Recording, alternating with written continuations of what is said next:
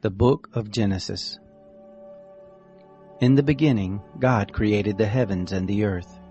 Now the earth was formless and empty. Darkness was on the surface of the deep.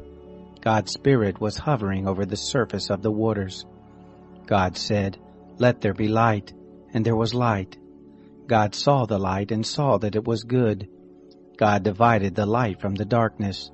God called the light day, and the darkness he called night. There was evening and there was morning, one day.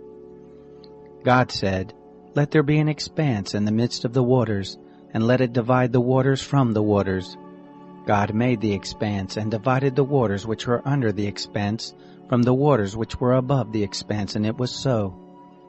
God called the expanse sky. There was evening and there was morning, a second day.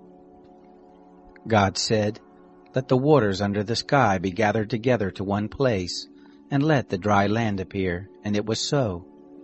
God called the dry land earth, and the gathering together of the waters he called seas. God saw that it was good. God said, "Let the earth put forth grass, herbs yielding seed, and fruit trees bearing fruit after their kind, with its seed in it on the earth," and it was so. The earth brought forth grass, herbs yielding seed after their kind, and trees bearing fruit with its seed in it after their kind. And God saw that it was good. There was evening and there was morning, a third day. God said, "Let there be lights in the expanse of the sky to divide the day from the night, and let them be for signs, and for seasons, and for days and years, and let them be for lights in the expanse of sky to give light on the earth." And it was so. God made the two great lights, the greater light to rule the day, and the lesser light to rule the night. He also made the stars. God set them in the expanse of sky to give light to the earth, and to rule over the day and over the night, and to divide the light from the darkness. God saw that it was good. There was evening and there was morning, a fourth day. God said, "Let the waters swarm with swarms of living creatures, and let birds fly above the earth in the open expanse of sky."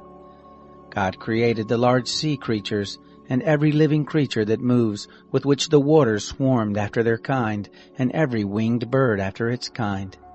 God saw that it was good. God blessed them, saying, "Be fruitful and multiply, and fill the waters and the seas, and let birds multiply on the earth." There was evening and there was morning, a fifth day. God said, "Let the earth bring forth living creatures after their kind, cattle, creeping things, and animals of the earth after their kind," and it was so. God made the animals of the earth after their kind, and the cattle after their kind, and everything that creeps on the ground after its kind. God saw that it was good. God said, "Let us make man in our image, after our likeness, and let them have dominion over the fish of the sea, and over the birds of the sky, and over the cattle, and over all the earth, and over every creeping thing that creeps on the earth." God created man in his own image. In God's image he created him, male and female he created them. God blessed them. God said to them, "Be fruitful, multiply, fill the earth and subdue it. Have dominion over the fish of the sea, over the birds of the sky, and over every living thing that moves on the earth." God said, "Behold, I have given you every herb yielding seed, which is on the surface of all the earth, and every tree which bears fruit yielding seed. It will be your food. To every animal of the earth, and to every bird of the sky, and to everything that creeps on the earth in which there is life, I have given every green herb for food." And it was so. God saw everything that he had made, and behold, it was very good. There was evening and there was morning, the sixth day. The heavens and the earth were finished, and all the host of them. On the seventh day God finished his work which he had made, and he rested on the seventh day from all his work which he had made.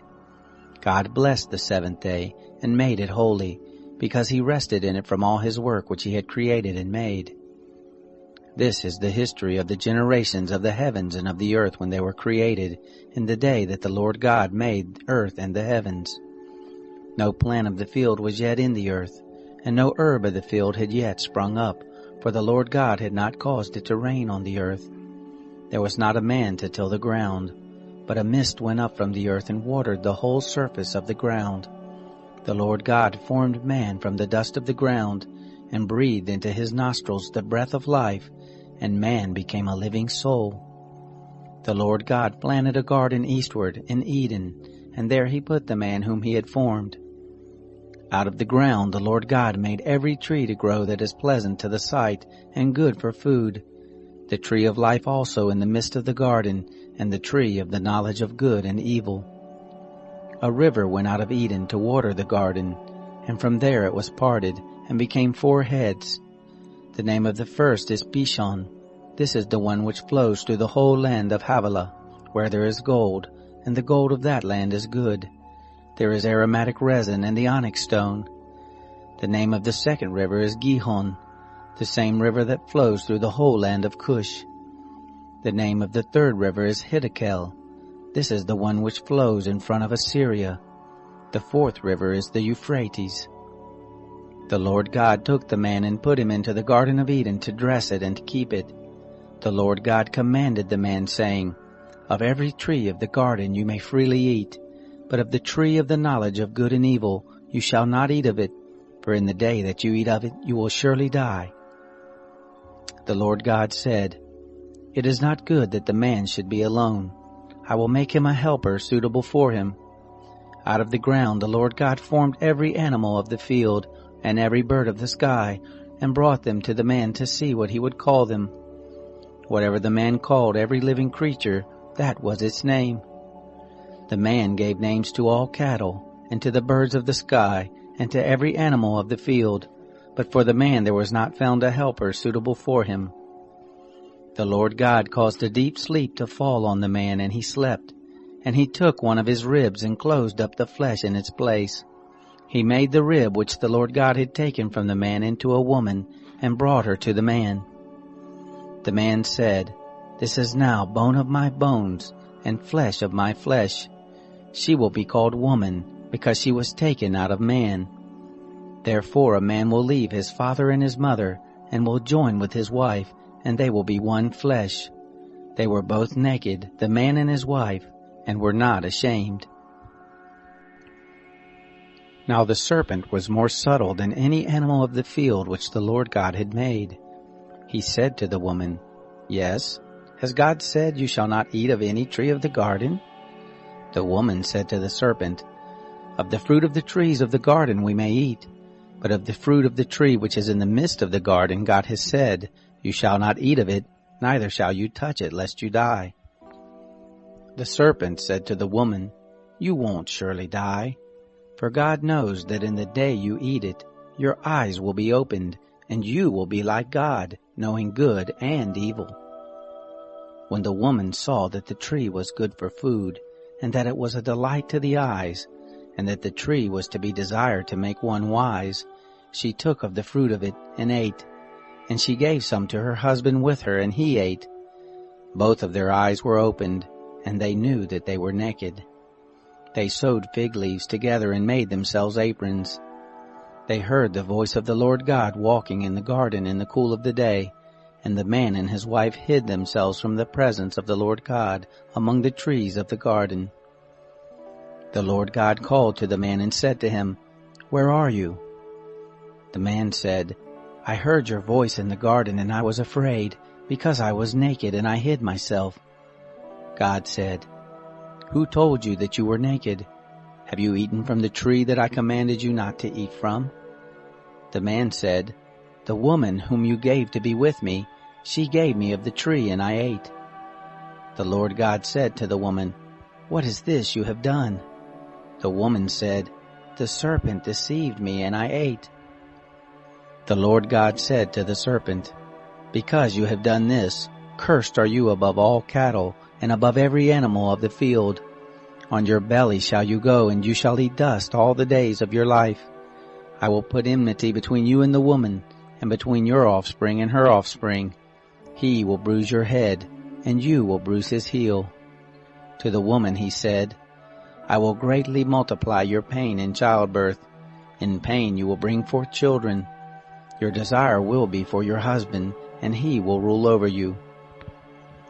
To Adam he said, "Because you have listened to your wife's voice, and have eaten of the tree of which I commanded you, saying, 'You shall not eat of it,' cursed is the ground for your sake.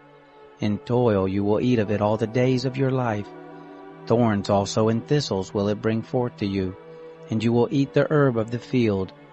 By the sweat of your face you will eat bread, until you return to the ground, for out of it you were taken.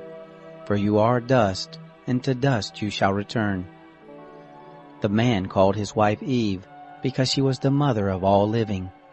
The Lord God made coats of skins for Adam and for his wife, and clothed them. The Lord God said, "Behold, the man has become like one of us, knowing good and evil.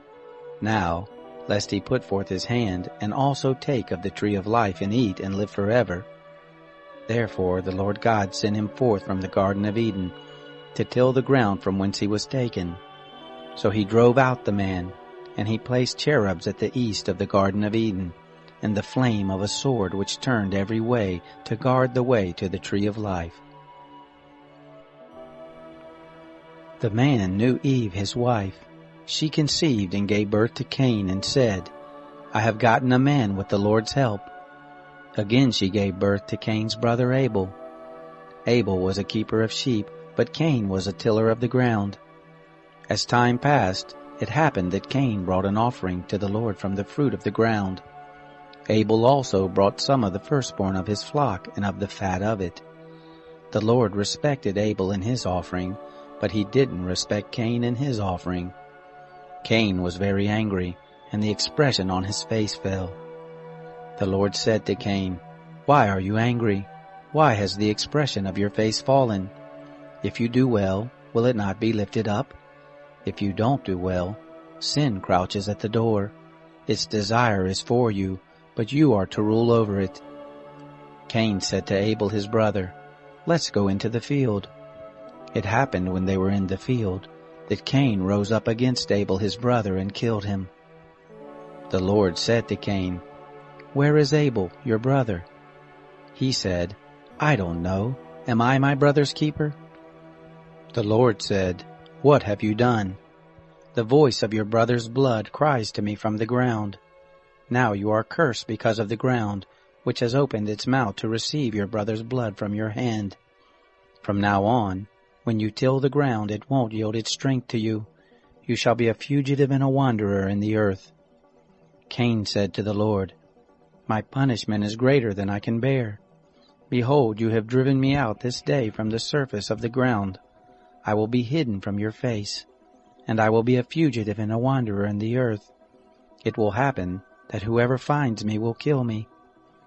The Lord said to him, "Therefore, whoever slays Cain, vengeance will be taken on him sevenfold."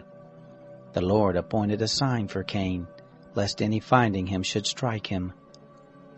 Cain went out from the Lord's presence and dwelt in the land of Nod on the east of Eden. Cain knew his wife. She conceived and gave birth to Enoch. He built a city and called the name of the city after the name of his son Enoch. To Enoch was born Irad. Irad became the father of Mehujael. Mehujael became the father of Methushael. Methushael became the father of Lamech. Lamech took 2 wives. The name of the one was Ada, and the name of the other Zillah. Ada gave birth to Jabal, who was the father of those who dwell in tents and have cattle. His brother's name was Jubal, who was the father of all who handle the harp and pipe. Zillah also gave birth to Tubal-Cain, the forger of every cutting instrument of brass and iron. Tubal-Cain's sister was Naamah. Lamech said to his wives, "Ada and Zillah, hear my voice. You wives of Lamech, listen to my speech. For I have slain a man for wounding me, a young man for bruising me. If Cain will be avenged 7 times, truly Lamech 77 times. Adam knew his wife again. She gave birth to a son and named him Seth, for she said, "God has appointed me another child instead of Abel, for Cain killed him." There was also born a son to Seth, and he named him Enosh. Then men began to call on the Lord's name. This is the book of the generations of Adam. In the day that God created man, he made him in God's likeness. He created them male and female, and blessed them, and called their name Adam in the day they were created. Adam lived 130 years, and became the father of a son in his own likeness, after his image, and named him Seth. The days of Adam after he became the father of Seth were 800 years, and he became the father of sons and daughters. All the days that Adam lived were 930 years, then he died. Seth lived 105 years and became the father of Enosh. Seth lived after he became the father of Enosh 807 years, and became the father of sons and daughters. All the days of Seth were 912 years, then he died. Enosh lived 90 years and became the father of Kenan. Enosh lived after he became the father of Kenan 815 years, and became the father of sons and daughters. All the days of Enosh were 905 years, then he died. Kenan lived 70 years, and became the father of Mahalalel. Kenan lived after he became the father of Mahalalel 840 years, and became the father of sons and daughters. And all the days of Kenan were 910 years, then he died. Mahalalel lived 65 years, and became the father of Jared. Mahalalel lived after he became the father of Jared 830 years, and became the father of sons and daughters. All the days of Mahalalel were 895 years, then he died. Jared lived 162 years, and became the father of Enoch. Jared lived after he became the father of Enoch 800 years, and became the father of sons and daughters. All the days of Jared were 962 years, then he died. Enoch lived 65 years, and became the father of Methuselah. Enoch walked with God after he became the father of Methuselah 300 years, and became the father of sons and daughters. All the days of Enoch were 365 years. Enoch walked with God, and he was not, for God took him. Methuselah lived 187 years and became the father of Lamech. Methuselah lived after he became the father of Lamech 782 years, and became the father of sons and daughters. All the days of Methuselah were 969 years, then he died. Lamech lived 182 years and became the father of a son, and he named him Noah, saying, "This same will comfort us in our work and in the toil of our hands, because of the ground which the Lord has cursed." Lamech lived after he became the father of Noah 595 years, and became the father of sons and daughters.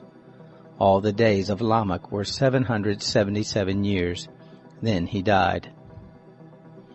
Noah was 500 years old, and Noah became the father of Shem, Ham, and Japheth.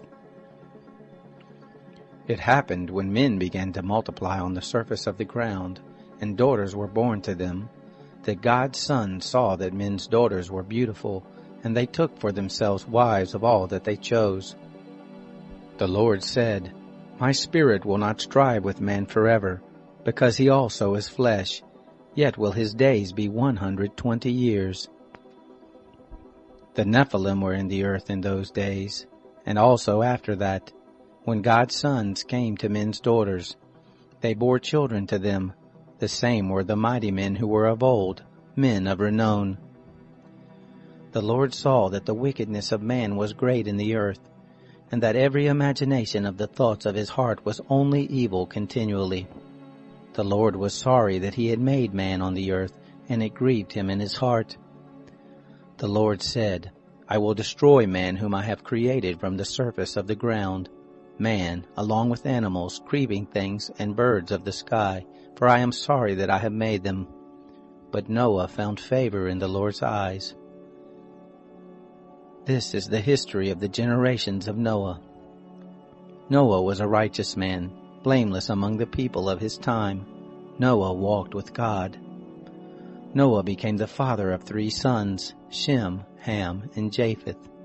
The earth was corrupt before God, and the earth was filled with violence. God saw the earth, and saw that it was corrupt, for all flesh had corrupted their way on the earth. God said to Noah, "The end of all flesh has come before me, for for the earth is filled with violence through them. Behold, I will destroy them with the earth. Make an ark of gopher wood. You shall make rooms in the ark, and shall seal it inside and outside with pitch. This is how you shall make it. The length of the ark will be 300 cubits, the breadth of it 50 cubits, and the height of it 30 cubits.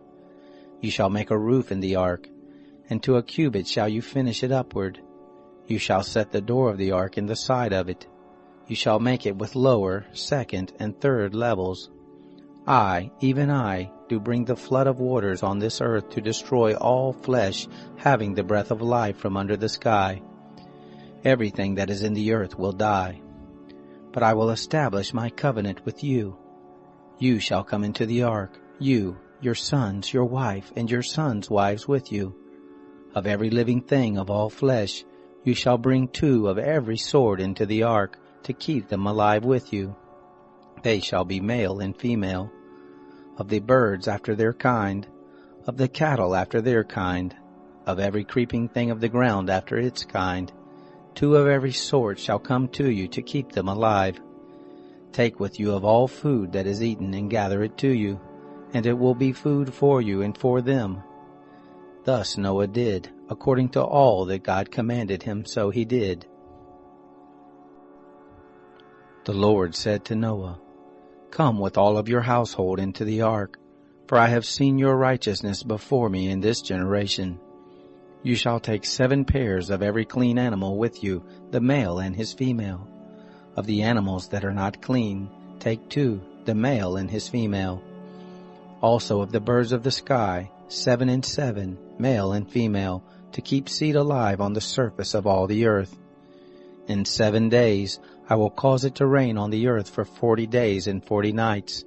Every living thing that I have made I will destroy from the surface of the ground. Noah did everything that the Lord commanded him. Noah was 600 years old when the flood of waters came on the earth. Noah went into the ark with his sons, his wife, and his sons' wives, because of the waters of the flood. Clean animals, animals that are not clean, birds, and everything that creeps on the ground, went by pairs to Noah into the ark, male and female, as God commanded Noah. It happened after the 7 days that the waters of the flood came on the earth. In the 600th year of Noah's life, in the 2nd month, on the 17th day of the month, on the same day all the fountains of the great deep were burst open, and the sky's windows were opened. The rain was on the earth 40 days and 40 nights.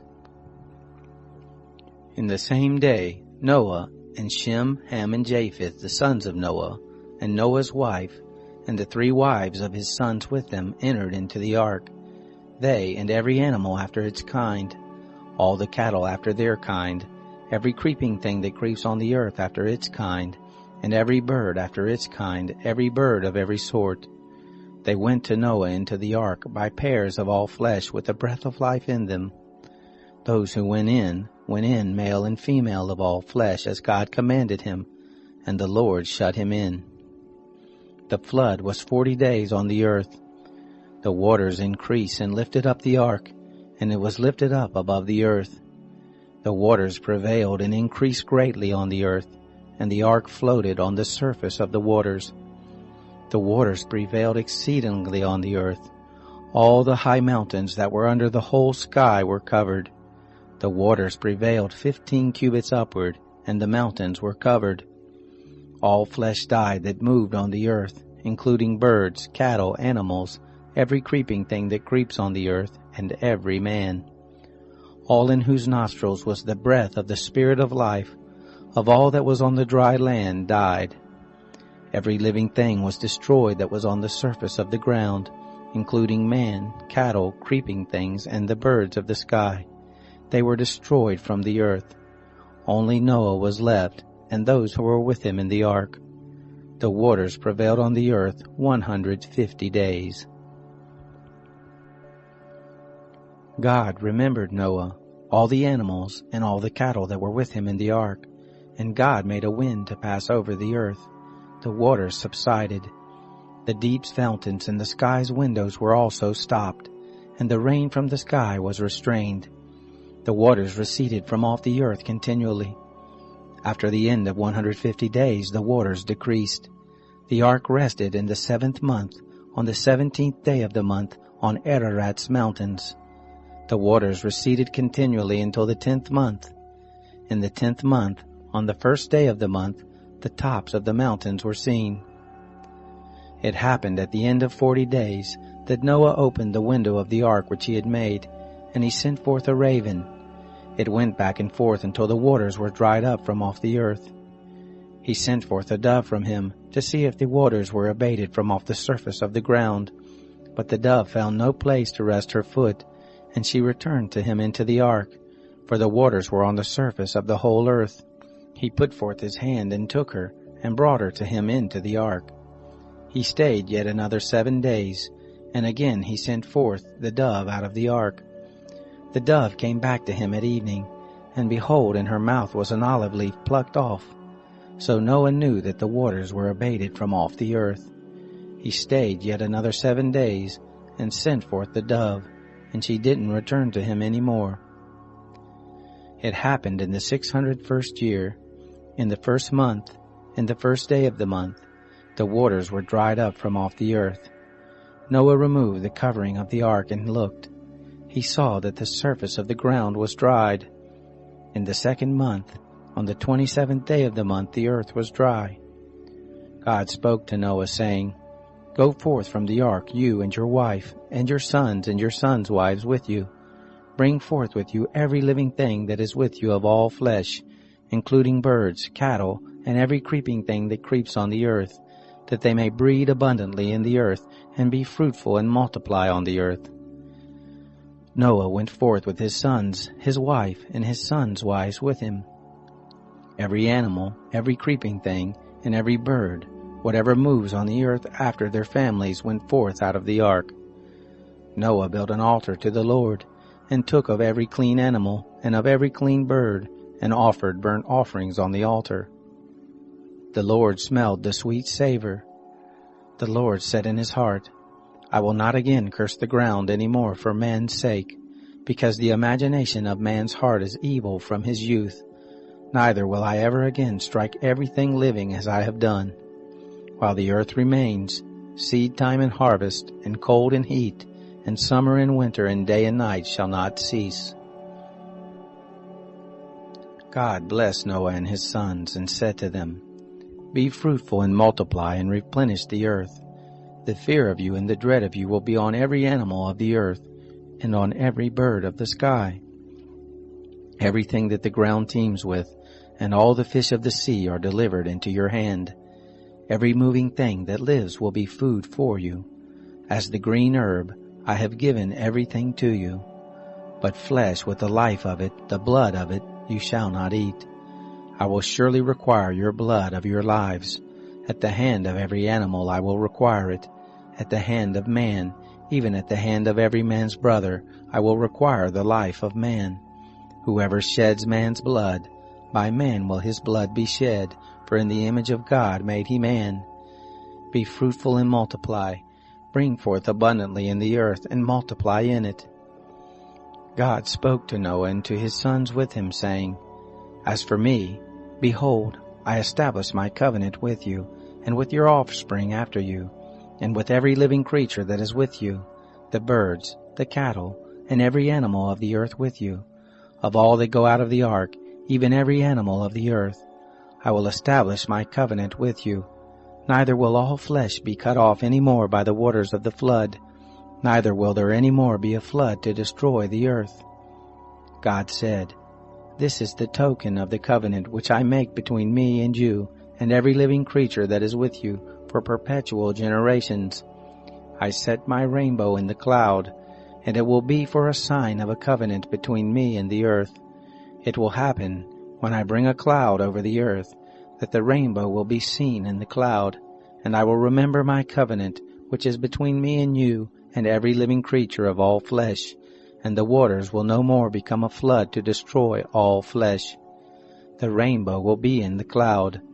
I will look at it, that I may remember the everlasting covenant between God and every living creature of all flesh that is on the earth. God said to Noah, This is the token of the covenant which I have established between me and all flesh that is on the earth. The sons of Noah who went forth from the ark were Shem, Ham, and Japheth. Ham is the father of Canaan. These three were the sons of Noah, and from these the whole earth was populated. Noah began to be a farmer and planted a vineyard. He drank of the wine and got drunk. He was uncovered within his tent. Ham, the father of Canaan, saw the nakedness of his father and told his two brothers outside.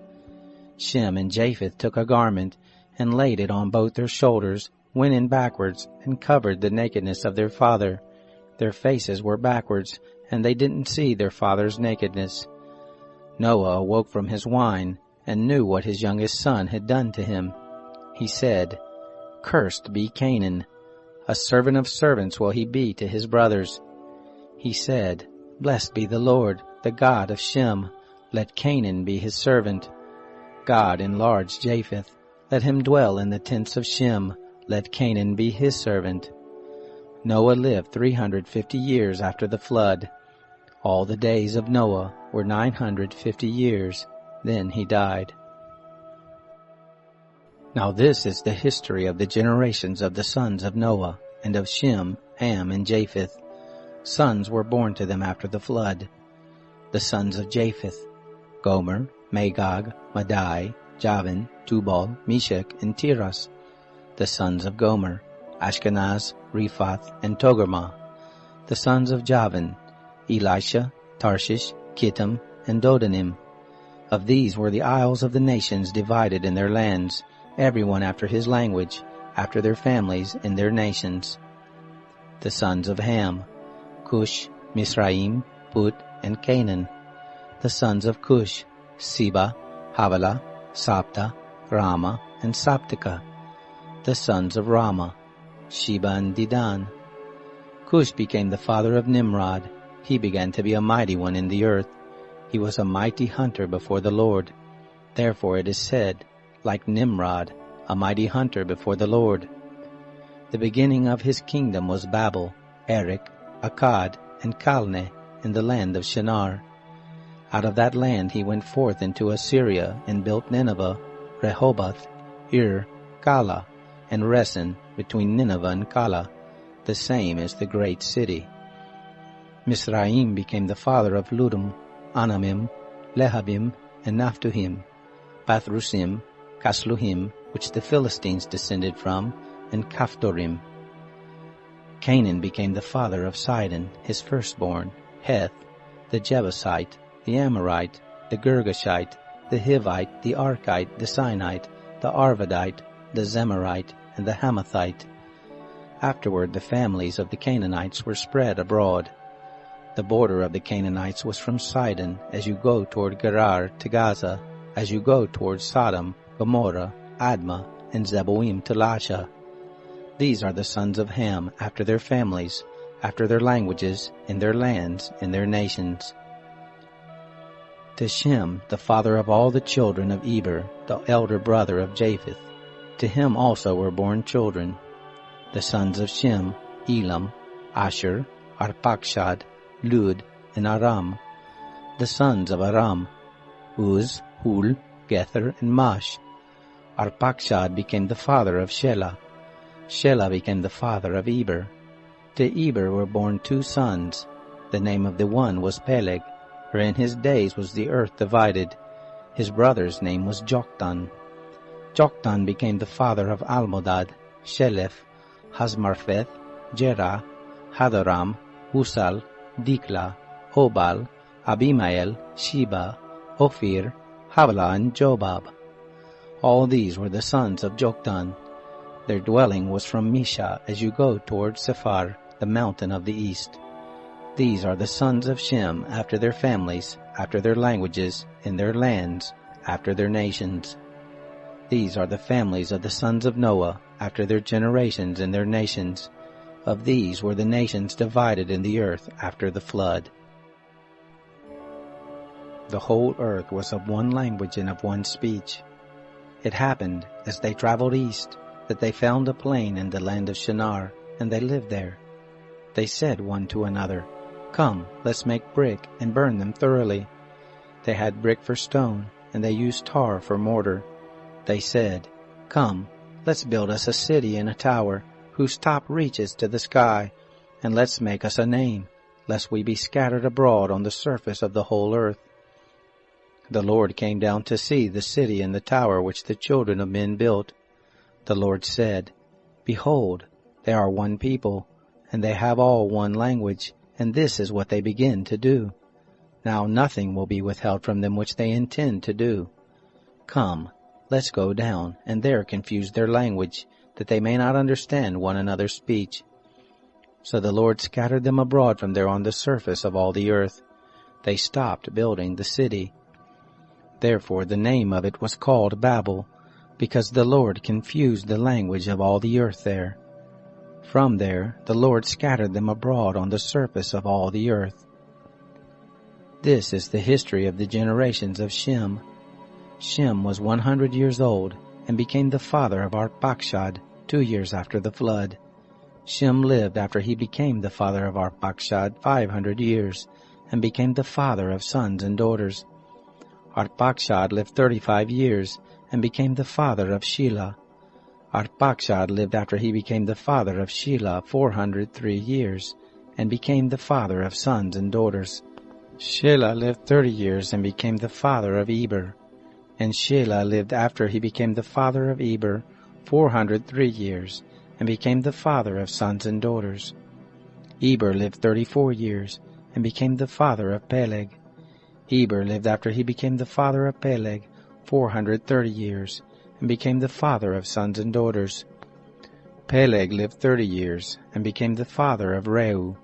Peleg lived after he became the father of Reu 209 years, and became the father of sons and daughters.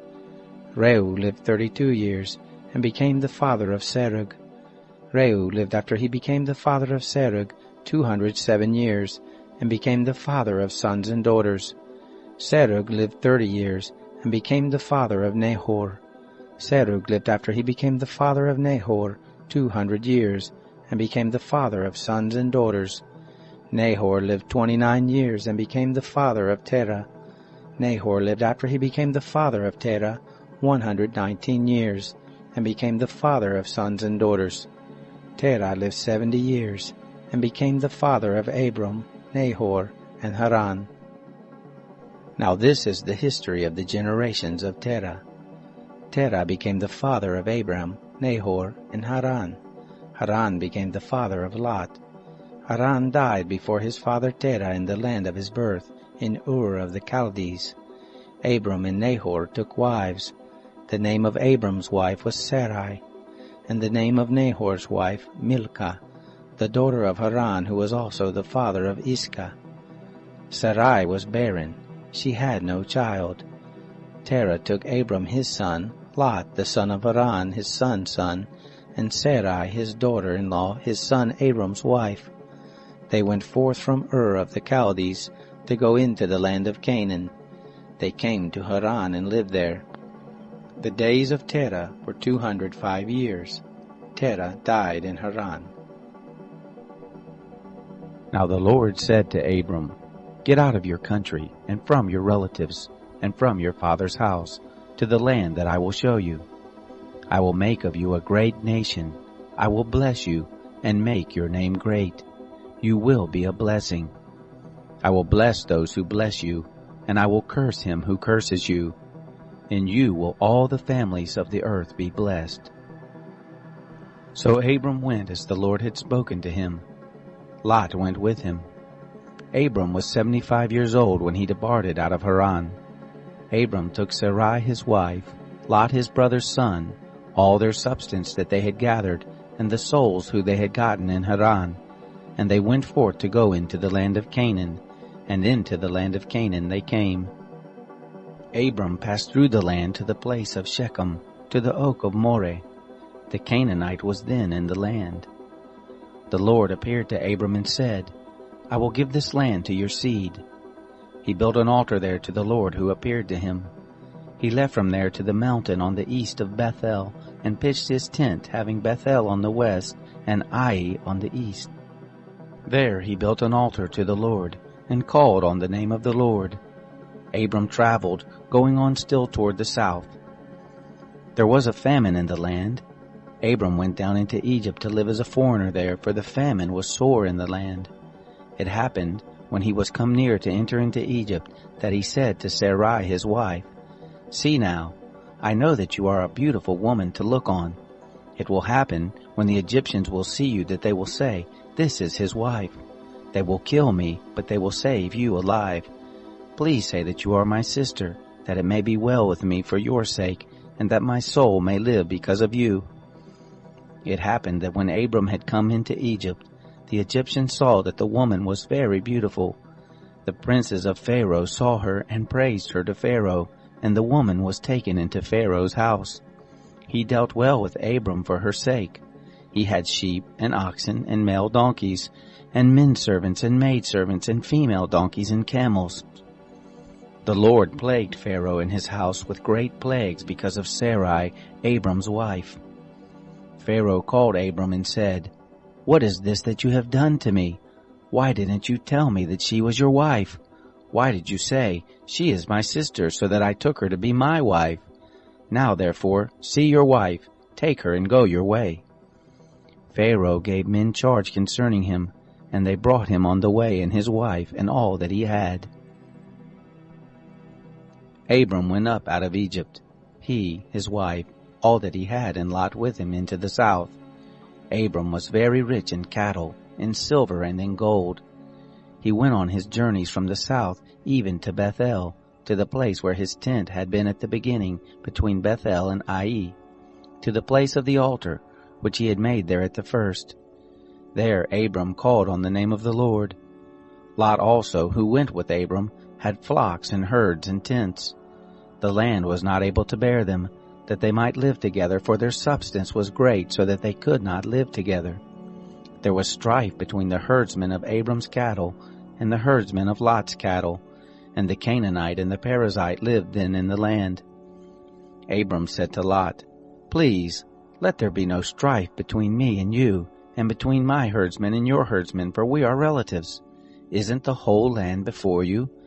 Please separate yourself from me. If you go to the left hand, then I will go to the right. Or if you go to the right hand, then I will go to the left." Lot lifted up his eyes and saw all the plain of the Jordan, that it was well watered everywhere, before the Lord destroyed Sodom and Gomorrah. It was like the garden of the Lord, like the land of Egypt as you go to Zoar. So Lot chose the plain of the Jordan for himself. Lot traveled east, and they separated themselves the one from the other. Abram lived in the land of Canaan, and Lot lived in the cities of the plain, and moved his tent as far as Sodom. Now the men of Sodom were exceedingly wicked, and sinners against the Lord. The Lord said to Abram, after Lot was separated from him, "Now lift up your eyes and look from the place where you are, northward and southward, and eastward and westward.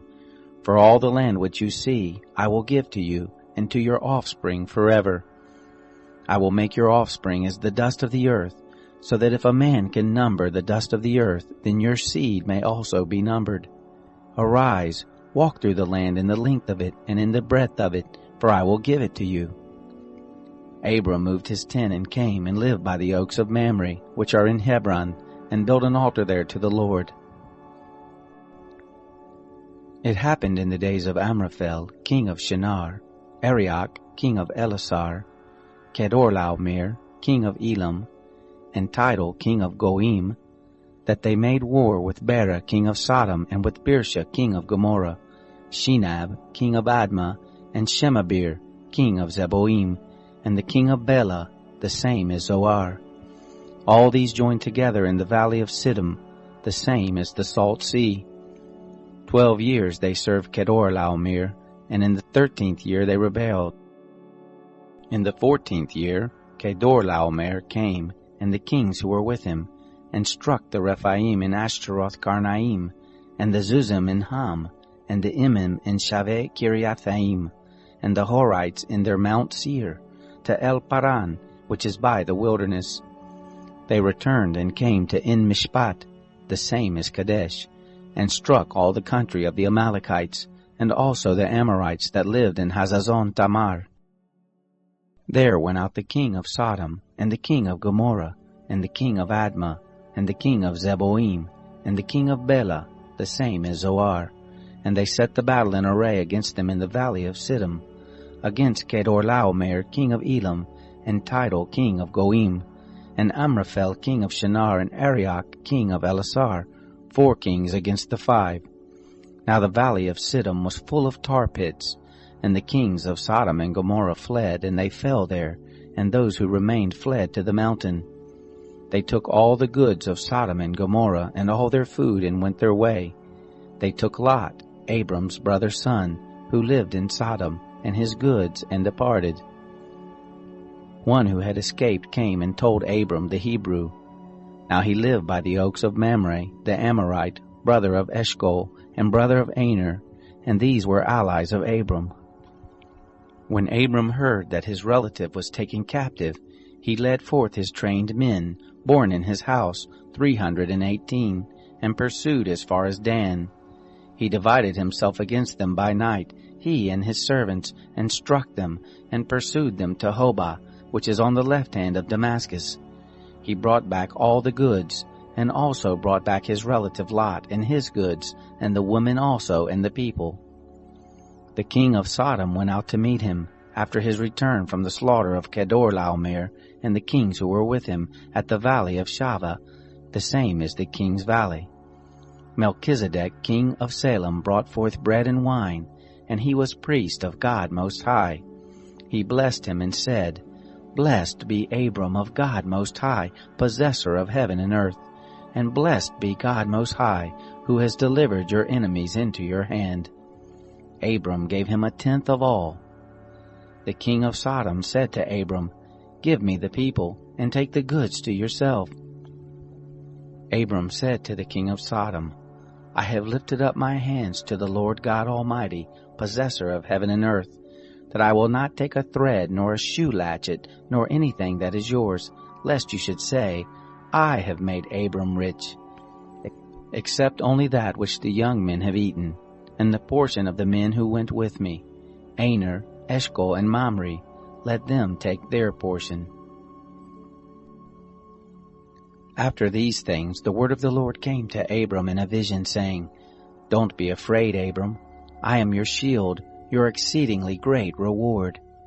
Abram said, Lord God, what will you give me, seeing I go childless, and he who will inherit my estate is Eliezer of Damascus?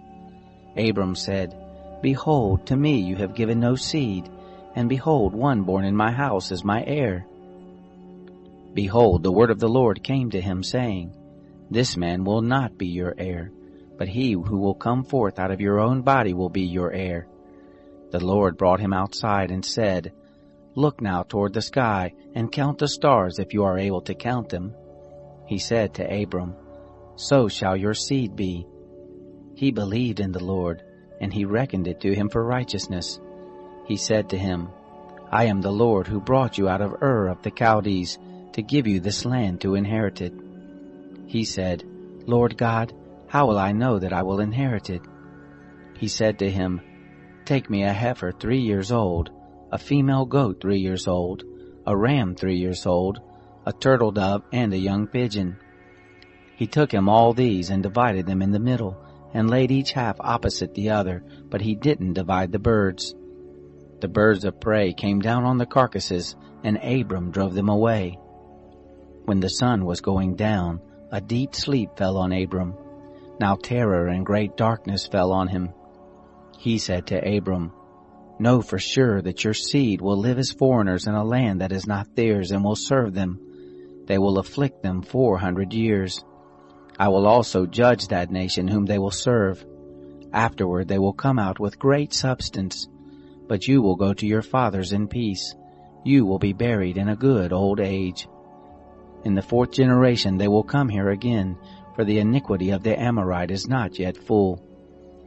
It came to pass that, when the sun went down and it was dark, behold, a smoking furnace and a flaming torch passed between these pieces. In that day the Lord made a covenant with Abram, saying, To your seed have I given this land, from the river of Egypt to the great river, the river Euphrates. The Kenites, the Kenizzites, the Cadmonites, the Hittites, the Perizzites, the Rephaim, the Amorites, the Canaanites, the Girgashites, and the Jebusites. Now Sarai, Abram's wife, bore him no children. She had a handmaid, an Egyptian, whose name was Hagar. Sarai said to Abram, See now, the Lord has restrained me from bearing. Please go in to my handmaid. It may be that I will obtain children by her.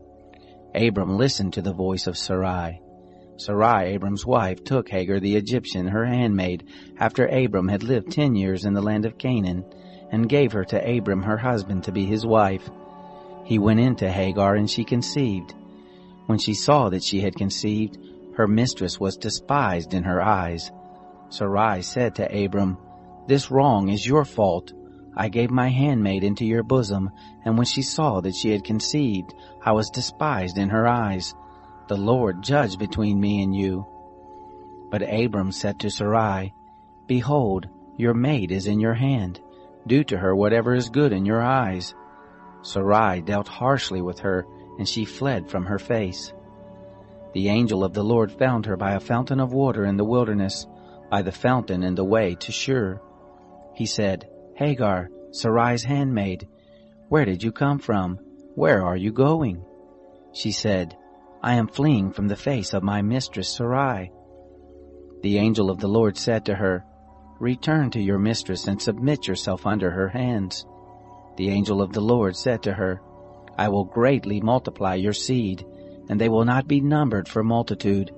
The angel of the Lord said to her, Behold, you are with child, and will bear a son. You shall call his name Ishmael, because the Lord has heard your affliction. He will be like a wild donkey among men. His hand will be against every man, and every man's hand against him. He will live opposite all of his brothers. She called the name of the Lord, who spoke to her, You are a God who sees. For she said, Have I even stayed alive after seeing him? Therefore the well was called Beer Lahai-roi. Behold, it is between Kadesh and Bered. Hagar bore a son for Abram. Abram called the name of his son, whom Hagar bore, Ishmael. Abram was 86 years old when Hagar bore Ishmael to Abram. When Abram was 99 years old, the Lord appeared to Abram and said to him, I am God Almighty. Walk before me and be blameless. I will make my covenant between me and you, and will multiply you exceedingly. Abram fell on his face. God talked with him, saying, As for me, behold, my covenant is with you. You will be the father of a multitude of nations. Neither will your name any more be called Abram, but your name will be Abraham, for the father of a multitude of nations have I made you. I will make you exceeding fruitful, and I will make nations of you. Kings will come out of you. I will establish my covenant between me and you, and your seed after you throughout their generations, for an everlasting covenant, to be a God to you, and to your seed after you. I will give to you, and to your seed after you, the land where you are traveling, all the land of Canaan, for an everlasting possession. I will be their God. God said to Abraham, As for you, you will keep my covenant, you and your seed after you throughout their generations. This is my covenant which you shall keep between me and you and your seed after you. Every male among you shall be circumcised. You shall be circumcised in the flesh of your foreskin. It will be a token of a covenant between me and you. He who is 8 days old will be circumcised among you. Every male throughout your generations, he who is born in the house or bought with money of any foreigner who is not of your seed. He who is born in your house, and he who is brought with your money must be circumcised. My covenant will be in your flesh for an everlasting covenant. The uncircumcised male who is not circumcised in the flesh of his foreskin, that soul shall be cut off from his people. He has broken my covenant. God said to Abraham, As for Sarai your wife, you shall not call her name Sarai, but her name will be Sarah. I will bless her, and moreover I will give you a son by her. Yes, I will bless her, and she will be a mother of nations. kings of peoples will come from her." Then Abraham fell on his face and laughed, and said in his heart, "Will a child be born to him who is 100 years old? Will Sarah, who is 90 years old, give birth?" Abraham said to God, "Oh, that Ishmael might live before you." God said, "No, but Sarah your wife will bear you a son. You shall call his name Isaac. I will establish my covenant with him for an everlasting covenant for his seed after him. As for Ishmael, I have heard you. Behold, I have blessed him, and will make him fruitful, and will multiply him exceedingly. He will become the father of 12 princes, and I will make him a great nation. But my covenant I will establish with Isaac, whom Sarah will bear to you at this time next year." When he had finished talking with him, God went up from Abraham. Abraham took Ishmael his son, all who were born in his house, and all who were bought with his money, every male among the men of Abraham's house, and circumcised the flesh of their foreskin in the same day, as God had said to him. Abraham was 99 years old when he was circumcised in the flesh of his foreskin. Ishmael his son was 13 years old when he was circumcised in the flesh of his foreskin. In the same day both Abraham and Ishmael his son were circumcised. All the men of his house, those born in the house and those bought with money of a foreigner, were circumcised with him. The Lord appeared to him by the oaks of Mamre, as he sat in the tent door in the heat of the day. He lifted up his eyes and looked, and saw that 3 men stood opposite him. When he saw them, he ran to meet them from the tent door, and bowed himself to the earth, and said, "My Lord, if now I have found favor in your sight, please don't go away from your servant. Now let a little water be fetched. Wash your feet and rest yourselves under the tree. I will get a morsel of bread, so you can refresh your heart. After that you may go your way, now that you have come to your servant." They said, "Very well, do as you have said." Abraham hurried into the tent to Sarah and said, "Quickly make ready 3 measures of fine meal. Mix it and make cakes." Abraham ran to the herd and fetched a tender and good calf and gave it to the servant. He hurried to dress it.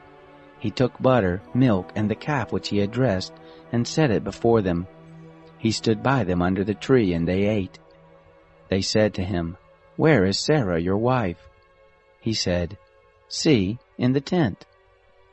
He said, "I will certainly return to you when the season comes round.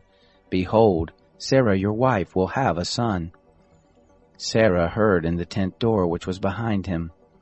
Now Abraham and Sarah were old, well advanced in age. It had ceased to be with Sarah after the manner of women. Sarah laughed within herself, saying, "After I have grown old, will I have pleasure, my Lord being old also?" The Lord said to Abraham, "Why did Sarah laugh, saying, 'Will I really bear a child, yet I am old?' Is anything too hard for the Lord?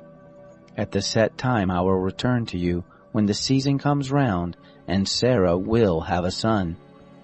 Then Sarah denied, saying, "I didn't laugh," for she was afraid. He said, "No, but you did laugh." The men rose up from there and looked toward Sodom. Abraham went with them to see them on their way. The Lord said, "Will I hide from Abraham that which I do? Seeing that Abraham has surely become a great and mighty nation, and all the nations of the earth will be blessed in him.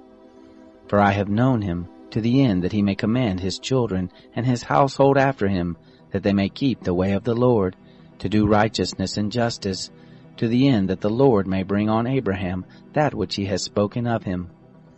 The Lord said, "Because the cry of Sodom and Gomorrah is great, and because their sin is very grievous, I will go down now and see whether they have done altogether according to the cry of it, which is come to me. If not, I will know." The men turned from there and went toward Sodom, but Abraham stood yet before the Lord. Abraham drew near and said, "Will you consume the righteous with the wicked? What if there are 50 righteous within the city? Will you consume and not spare the place for the 50 righteous who are therein? Be it far from you to do things like that, to kill the righteous with the wicked, that so the righteous should be as the wicked. May that be far from you. Shouldn't the judge of all the earth do right?" The Lord said, "If I find in Sodom 50 righteous within the city, then I will spare all the place for their sake." Abraham answered, "See now, I have taken it on myself to speak to the Lord, who am but dust and ashes. What if there lack 5 of the 50 righteous? Will you destroy all the city for lack of 5? He said, "I will not destroy it if I find 45 there." He spoke to him yet again and said, "What if there are 40 found there?" He said, "I will not do it for the 40's sake." He said, "Oh, don't let the Lord be angry, and I will speak. What if there are found 30 there?" He said, "I will not do it if I find 30 there." He said, "See now, I have taken it on myself to speak to the Lord. What if there are 20 found there?" He said, "I will not destroy it for the 20's sake." He said, "Oh, don't let the Lord be angry, and I will speak yet but this once. What if 10 are found there?" He said, "I will not destroy it for the 10's sake." The Lord went his way as soon as he had finished communing with Abraham, and Abraham returned to his place. The 2 angels came to Sodom at evening. Lot sat in the gate of Sodom. Lot saw them and rose up to meet them. He bowed himself with his face to the earth, and he said, "See now, my lords, please turn aside into your servant's house.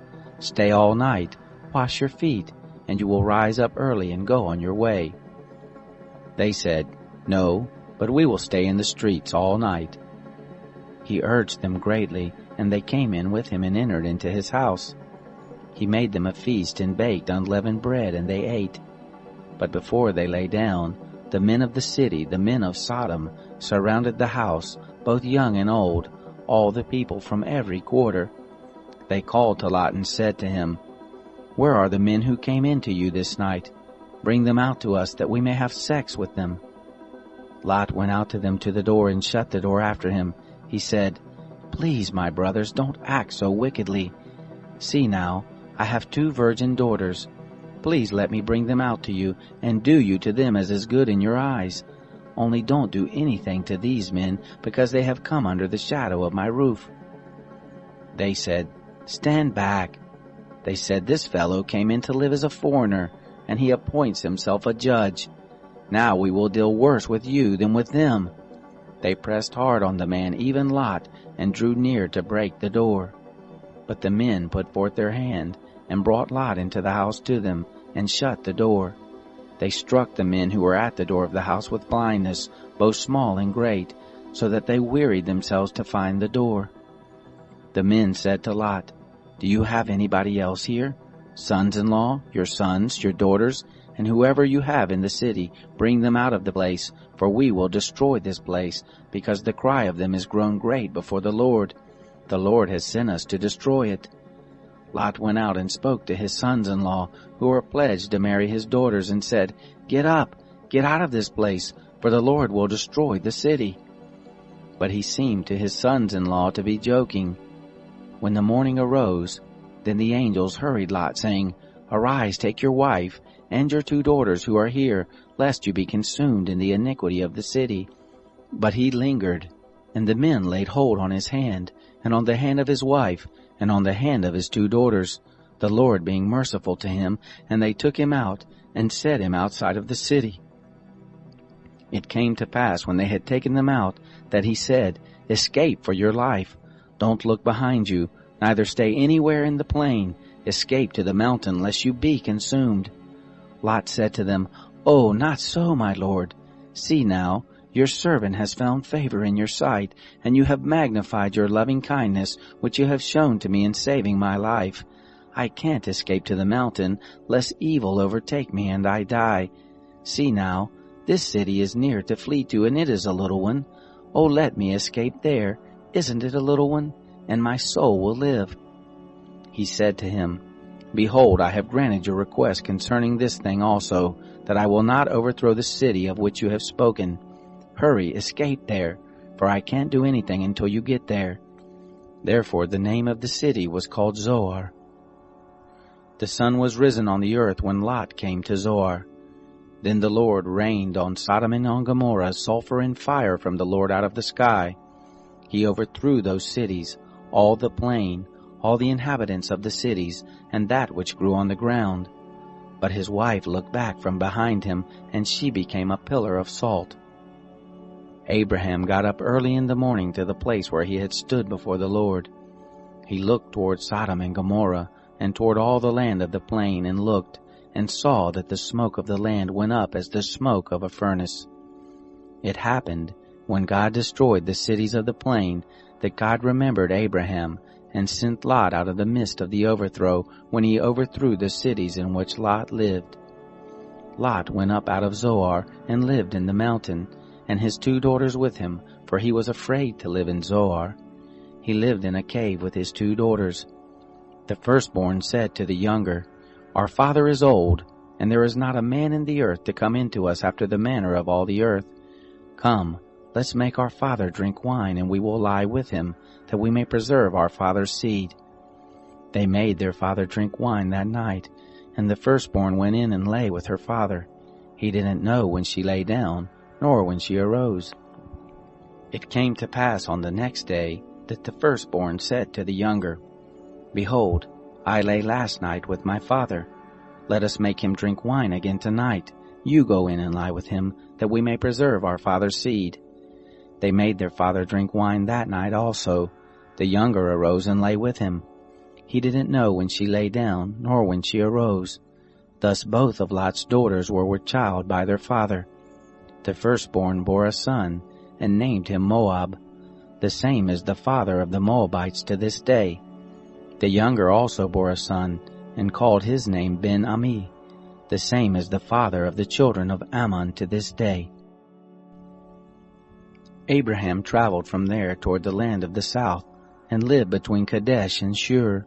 He lived as a foreigner in Gerar. Abraham said about Sarah his wife, She is my sister. Abimelech king of Gerar sent and took Sarah. But God came to Abimelech in a dream of the night and said to him, Behold, you are a dead man, because of the woman whom you have taken, for she is a man's wife. Now Abimelech had not come near her. He said, Lord, will you kill even a righteous nation? Didn't he tell me she is my sister? Even she herself said, He is my brother. In the integrity of my heart and the innocence of my hands have I done this. God said to him in the dream, Yes, I know that in the integrity of your heart you have done this, and I also withheld you from sinning against me. Therefore I didn't allow you to touch her.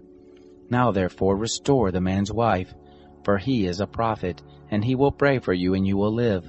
If you don't restore her, know for sure that you will die, you and all who are yours. Abimelech rose early in the morning and called all his servants, and told all these things in their ear.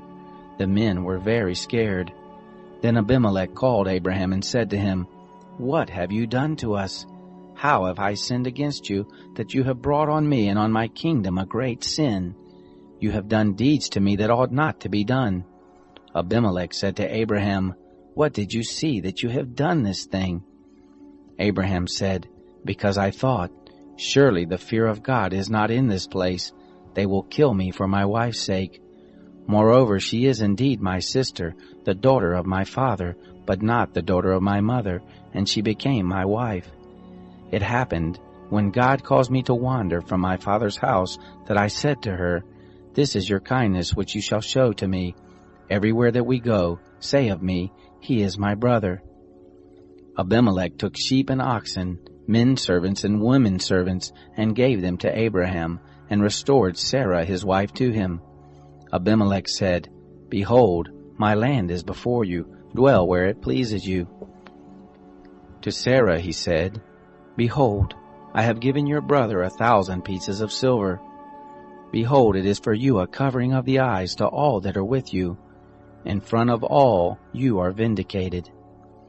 Abraham prayed to God. God healed Abimelech and his wife, and his maidservants, and they bore children. For the Lord had closed up tight all the wombs of the house of Abimelech, because of Sarah, Abraham's wife.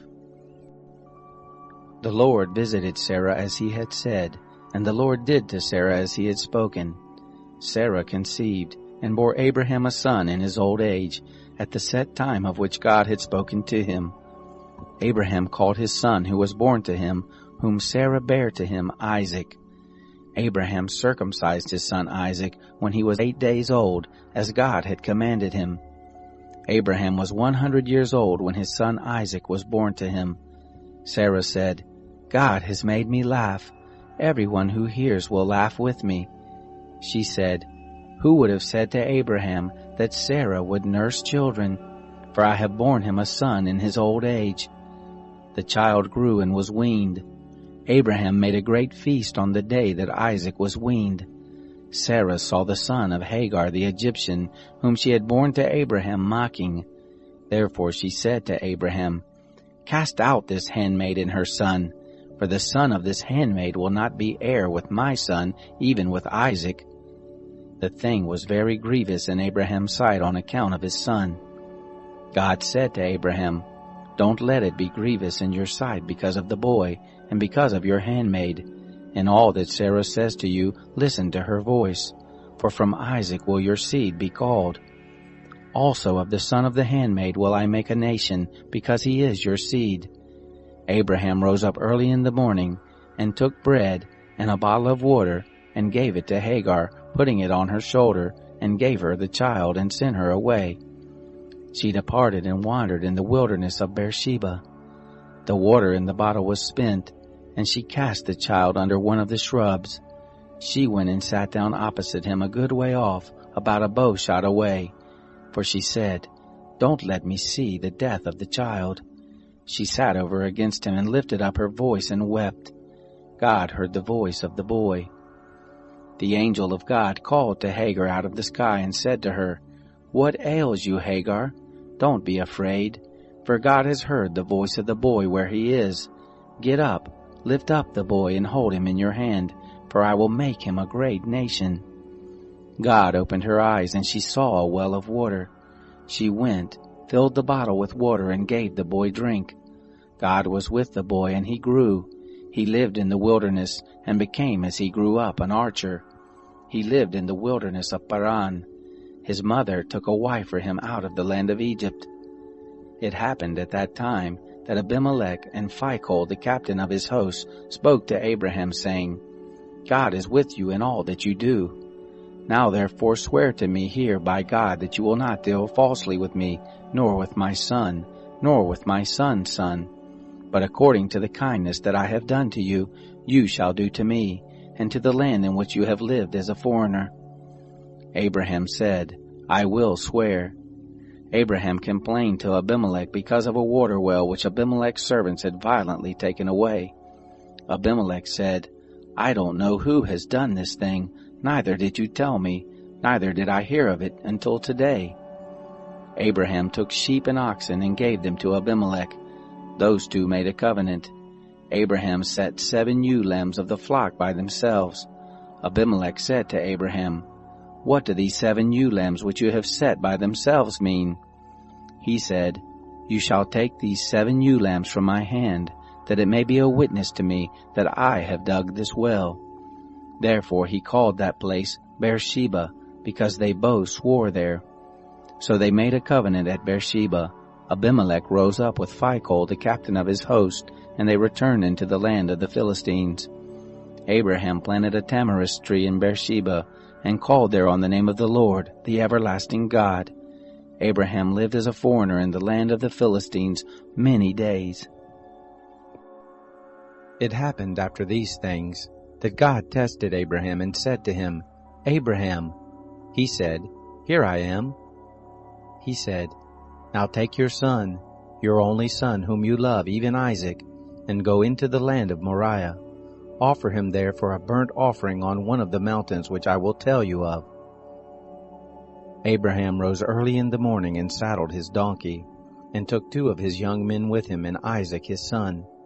He split the wood for the burnt offering and rose up, and went to the place of which God had told him. On the 3rd day Abraham lifted up his eyes and saw the place far off. Abraham said to his young men, Stay here with the donkey. The boy and I will go yonder, We will worship and come back to you." Abraham took the wood of the burnt offering and laid it on his son Isaac. He took in his hand the fire and the knife. They both went together. Isaac spoke to Abraham his father and said, "My father?" He said, "Here I am, my son." He said, "Here is the fire and the wood, but where is the lamb for a burnt offering?" Abraham said, "God will provide himself the lamb for a burnt offering, my son." So they both went together. They came to the place which God had told him of. Abraham built the altar there and laid the wood in order, bound Isaac his son, and laid him on the altar on the wood. Abraham stretched forth his hand and took the knife to kill his son. The angel of the Lord called to him out of the sky and said, "Abraham, Abraham." He said, "Here I am." He said, "Don't lay your hand on the boy, neither do anything to him, for now I know that you fear God, seeing that you have not withheld your son, your only son, from me." Abraham lifted up his eyes and looked, and saw that behind him was a ram caught in the thicket by his horns. Abraham went and took the ram, and offered him up for a burnt offering instead of his son. Abraham called the name of that place Yahweh-Jireh, as it is said to this day, "In the Lord's mountain it will be provided."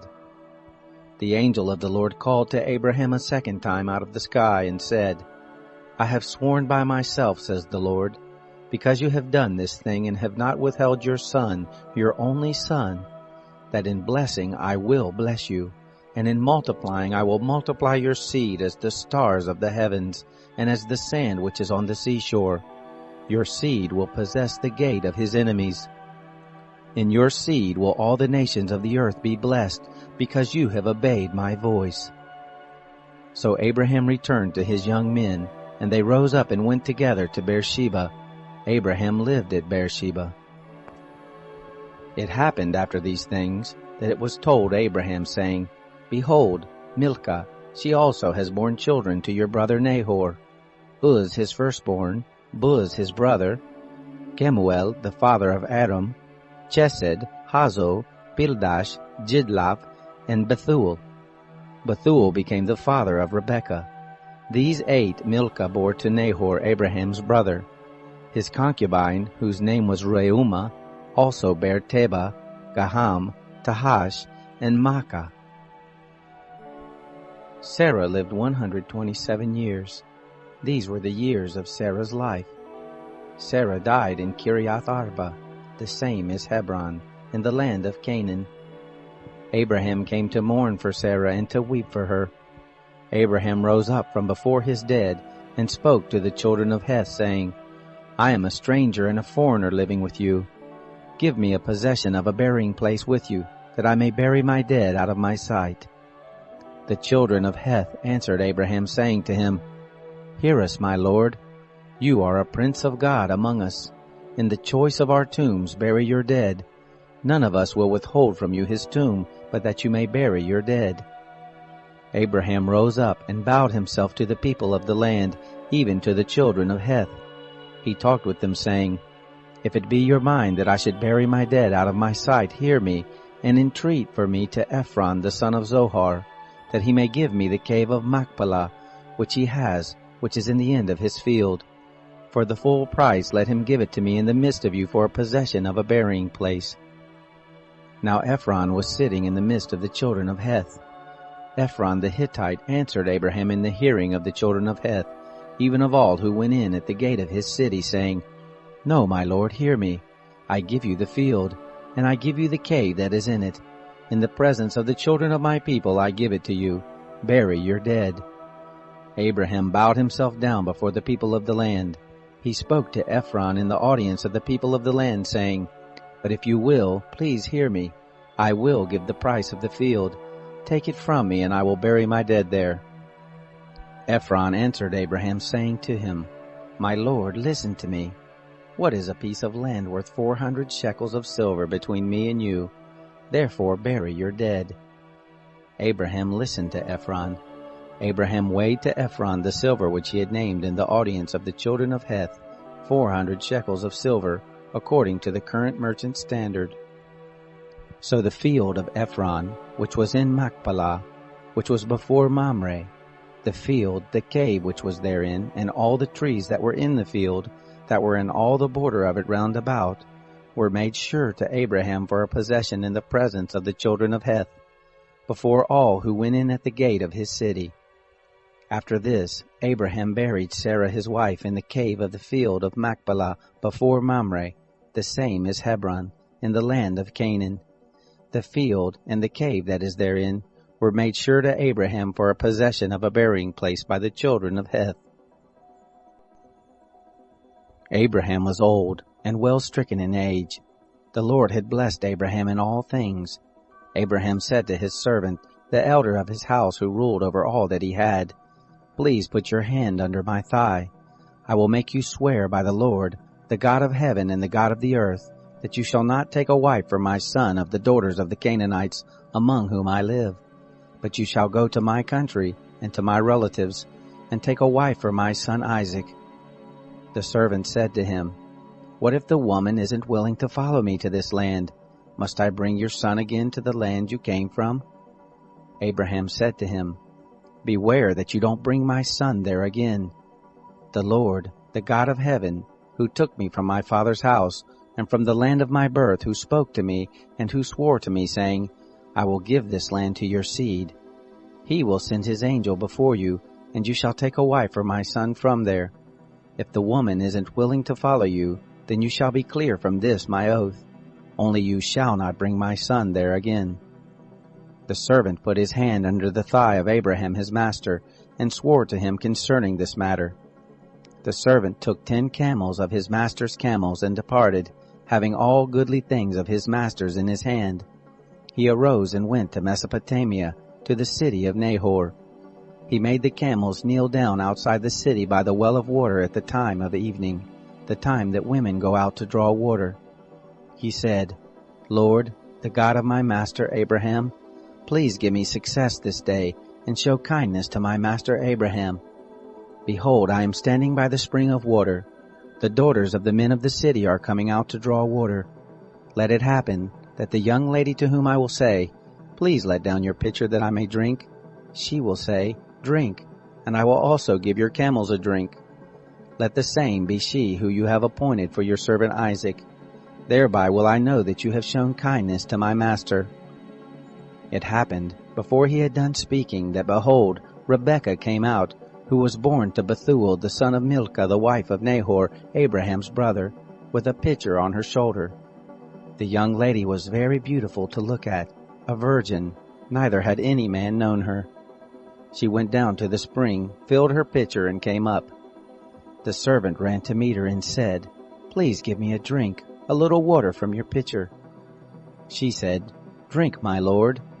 She hurried and let down her pitcher on her hand and gave him drink. When she had done giving him drink, she said, "I will also draw for your camels until they have done drinking." She hurried and emptied her pitcher into the trough, and ran again to the well to draw, and drew for all his camels. The man looked steadfastly at her, holding his peace, to know whether the Lord had made his journey prosperous or not. It happened, as the camels had done drinking, that the man took a golden ring of 1/2 shekel weight, and 2 bracelets for her hands of 10 shekels weight of gold, and said, "Whose daughter are you? Please tell me. Is there room in your father's house for us to lodge in?" She said to him, "I am the daughter of Bethuel, the son of Milcah, whom she bore to Nahor." She said moreover to him, "We have both straw and provender enough, and room to lodge in." The man bowed his head and worshipped the Lord. He said, "Blessed be the Lord, the God of my master Abraham, who has not forsaken his loving kindness and his truth toward my master. As for me, the Lord has led me in the way to the house of my master's relatives." The young lady ran and told her mother's house about these words. Rebekah had a brother, and his name was Laban. Laban ran out to the man, to the spring. It happened when he saw the ring and the bracelets on his sister's hands, and when he heard the words of Rebekah his sister saying, "This is what the man said to me," that he came to the man. Behold, he was standing by the camels at the spring. He said, "Come in, you blessed of the Lord. Why do you stand outside? For I have prepared the house and room for the camels." The man came into the house, and he unloaded the camels. He gave straw and provender for the camels, and water to wash his feet, and the feet of the men who were with him. Food was set before him to eat, but he said, "I will not eat until I have told my message." He said, "Speak on." He said, "I am Abraham's servant. The Lord has blessed my master greatly. He has become great. He has given him flocks and herds, silver and gold, men servants and maid servants, and camels and donkeys. Sarah, my master's wife, bore a son to my master when she was old. He has given all that he has to him. My master made me swear, saying, 'You shall not take a wife for my son of the daughters of the Canaanites, in whose land I live, but you shall go to my father's house and to my relatives, and take a wife for my son.'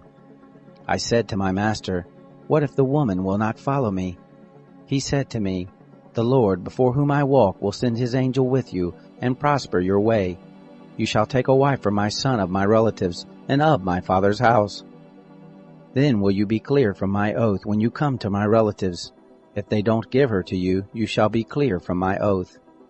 I came this day to the spring and said, 'Lord, the God of my master Abraham, if you now do prosper my way which I go, behold, I am standing by the spring of water. Let it happen that the maiden who comes forth to draw, to whom I will say, Give me, I pray you, a little water from your pitcher to drink, she will tell me, Drink, and I also will draw for your camels. Let the same be the woman whom the Lord has appointed for my master's son.' Before I had done speaking in my heart, behold, Rebekah came forth with her pitcher on her shoulder.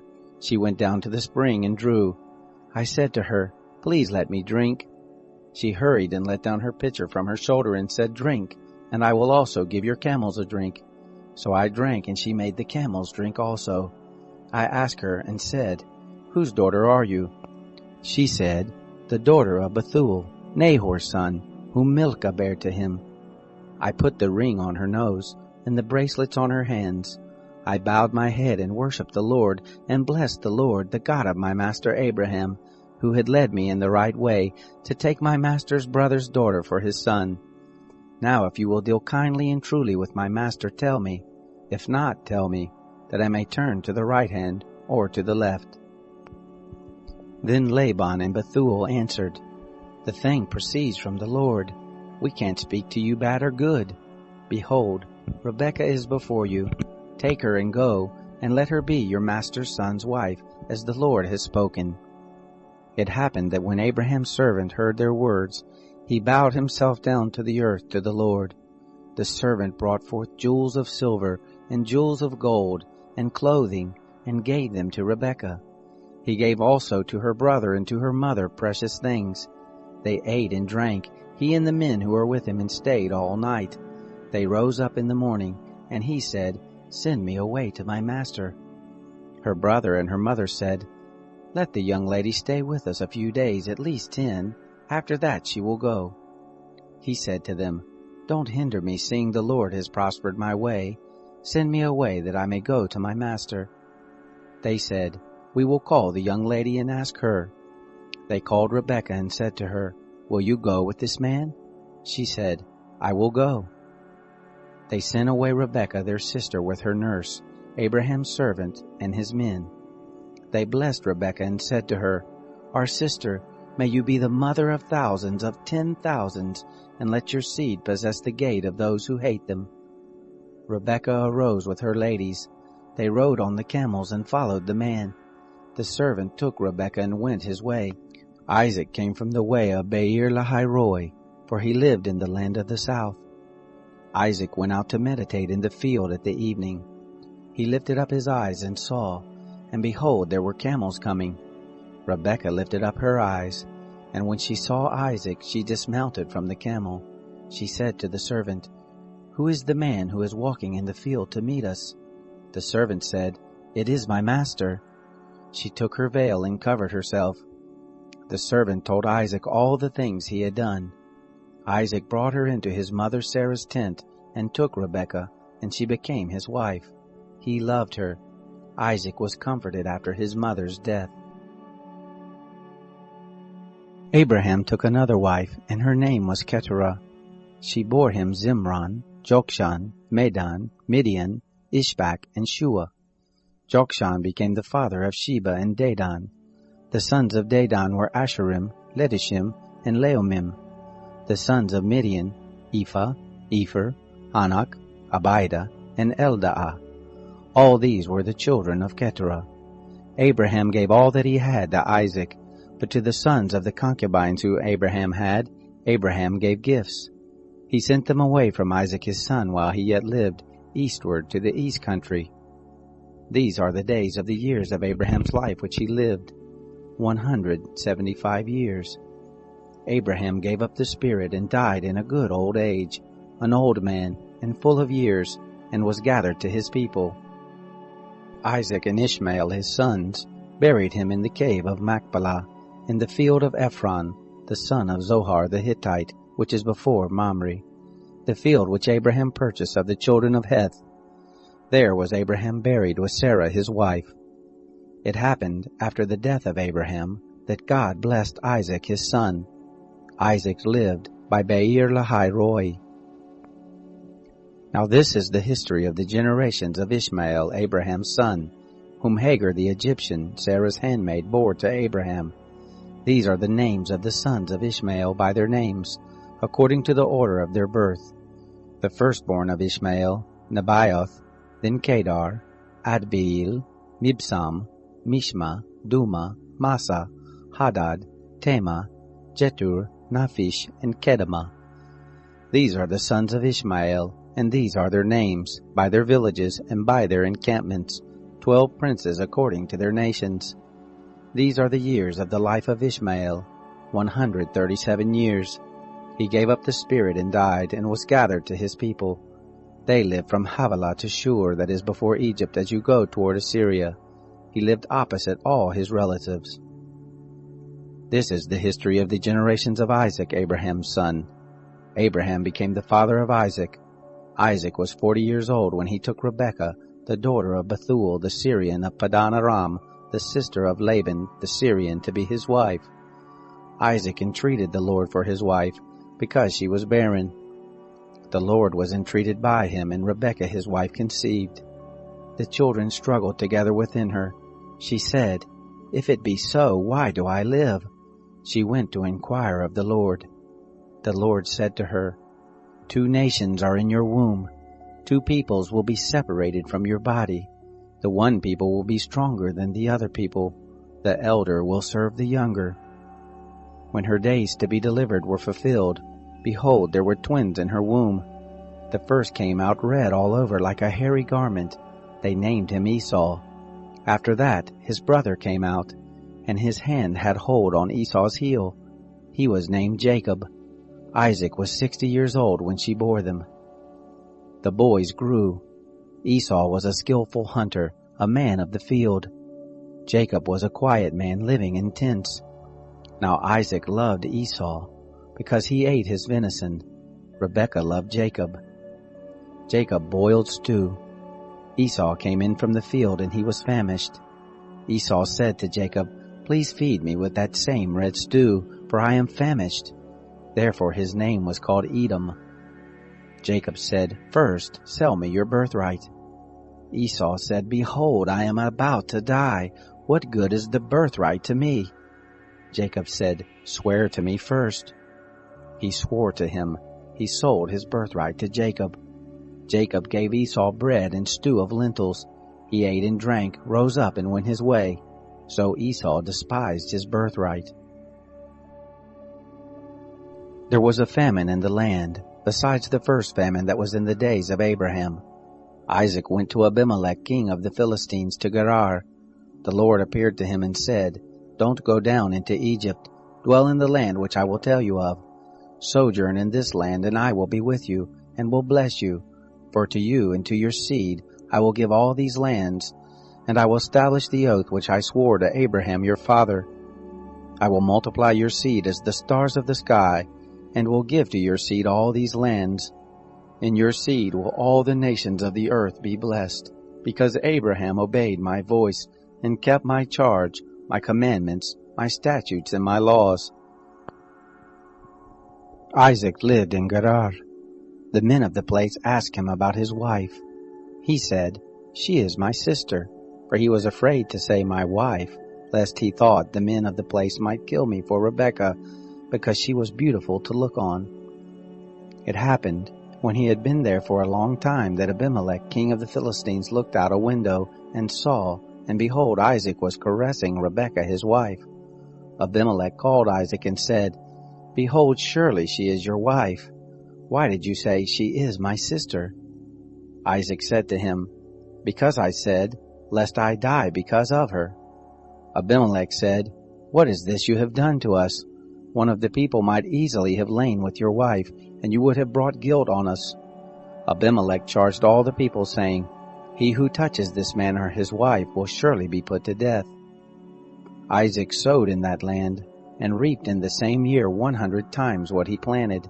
The Lord blessed him. The man grew great, and grew more and more, until he became very great. He had possessions of flocks, possessions of herds, and a great household. The Philistines envied him. Now all the wells which his father's servant had dug in the days of Abraham his father, the Philistines had stopped and filled with earth. Abimelech said to Isaac, "Go from us, for you are much mightier than we." Isaac departed from there, and camped in the valley of Gerar, and lived there. Isaac dug again the wells of water, which they had dug in the days of Abraham his father, for the Philistines had stopped them after the death of Abraham. He called their names after the names by which his father had called them. Isaac's servants dug in the valley, and found there a well of springing water. The herdsmen of Gerar argued with Isaac's herdmen, saying, "The water is ours." He called the name of the well Esek, because they contended with him. They dug another well, and they argued over that also. He called the name of it Sitnah. He left that place and dug another well. They didn't argue over that one. He called it Rehoboth. He said, "For now the Lord has made room for us, and we will be fruitful in the land." He went up from there to Beersheba. The Lord appeared to him the same night and said, "I am the God of Abraham your father. Don't be afraid, for I am with you, and will bless you, and multiply your seed for my servant Abraham's sake." He built an altar there, and called on the name of the Lord, and pitched his tent there. There Isaac's servants dug a well. Then Abimelech went to him from Gerar, and Ahuzah his friend, and Phicol the captain of his host. Isaac said to them, "Why have you come to me, since you hate me, and have sent me away from you?" They said, "We saw plainly that the Lord was with you." We said, "Let there now be an oath between us, even between us and you, and let us make a covenant with you, that you will do us no harm, as we have not touched you, and as we have done to you nothing but good, and have sent you away in peace. You are now the blessed of the Lord." He made them a feast, and they ate and drank. They rose up sometime in the morning, and swore to one another. Isaac sent them away, and they departed from him in peace. It happened the same day that Isaac's servants came, and told him concerning the well which they had dug, and said to him, "We have found water." He called it Sheba. Therefore the name of the city is Beersheba to this day. When Esau was 40 years old, he took as wife Judith, the daughter of Beeri the Hittite, and Basemath, the daughter of Elon the Hittite. They grieved Isaac and Rebekah's spirits. It happened that when Isaac was old and his eyes were dim, so that he could not see, he called Esau his elder son and said to him, "My son?" He said to him, "Here I am." He said, "See now, I am old. I don't know the day of my death. Now therefore please take your weapons, your quiver and your bow, and go out to the field and take me venison. Make me savory food such as I love, and bring it to me, that I may eat, and that my soul may bless you before I die." Rebekah heard when Isaac spoke to Esau his son. Esau went to the field to hunt for venison and to bring it. Rebekah spoke to Jacob her son, saying, "Behold, I heard your father speak to Esau your brother, saying, 'Bring me venison, and make me savory food that I may eat, and bless you before the Lord before my death.' Now therefore, my son, obey my voice according to that which I command you. Go now to the flock, and get me from there 2 good kids of the goats. I will make them savory food for your father, such as he loves. You shall bring it to your father that he may eat, so that he may bless you before his death." Jacob said to Rebekah his mother, "Behold, Esau my brother is a hairy man, and I am a smooth man. What if my father touches me? I will seem to him as a deceiver, and I would bring a curse on myself and not a blessing." His mother said to him, "Let your curse be on me, my son. Only obey my voice and go get them for me." He went and got them, and brought them to his mother. His mother made savory food such as his father loved. Rebekah took the good clothes of Esau, her elder son, which were with her in the house, and put them on Jacob, her younger son. She put the skins of the kids of the goats on his hands and on the smooth of his neck. She gave the savory food and the bread which she had prepared into the hand of her son Jacob. He came to his father and said, "My father?" He said, "Here I am. Who are you, my son?" Jacob said to his father, "I am Esau, your firstborn. I have done what you asked me to do. Please arise, sit, and eat of my venison, that your soul may bless me." Isaac said to his son, "How is it that you found it so quickly, my son?" He said, "Because the Lord your God gave me success." Isaac said to Jacob, "Please come near, that I may feel you, my son, whether you are really my son Esau or not." Jacob went near to Isaac his father. He felt him and said, "The voice is Jacob's voice, but the hands are the hands of Esau." He didn't recognize him because his hands were hairy like his brother Esau's hands. So he blessed him. He said, "Are you really my son Esau?" He said, "I am." He said, "Bring it near to me, and I will eat of my son's venison, that my soul may bless you." He brought it near to him, and he ate. He brought him wine, and he drank. His father Isaac said to him, "Come near now and kiss me, my son." He came near and kissed him. He smelled the smell of his clothing and blessed him and said, "Behold, the smell of my son is as the smell of a field which the Lord has blessed. God give you of the dew of the sky, of the fatness of the earth, and plenty of grain and new wine. Let peoples serve you, nations bow down to you. Be Lord over your brothers. Let your mother's sons bow down to you. Cursed be everyone who curses you. Blessed be everyone who blesses you." It happened as soon as Isaac had made an end of blessing Jacob, and Jacob had just gone out from the presence of Isaac his father, that Esau his brother came in from his hunting. He also made savory food and brought it to his father. He said to his father, "Let my father arise and eat of his son's venison, that your soul may bless me."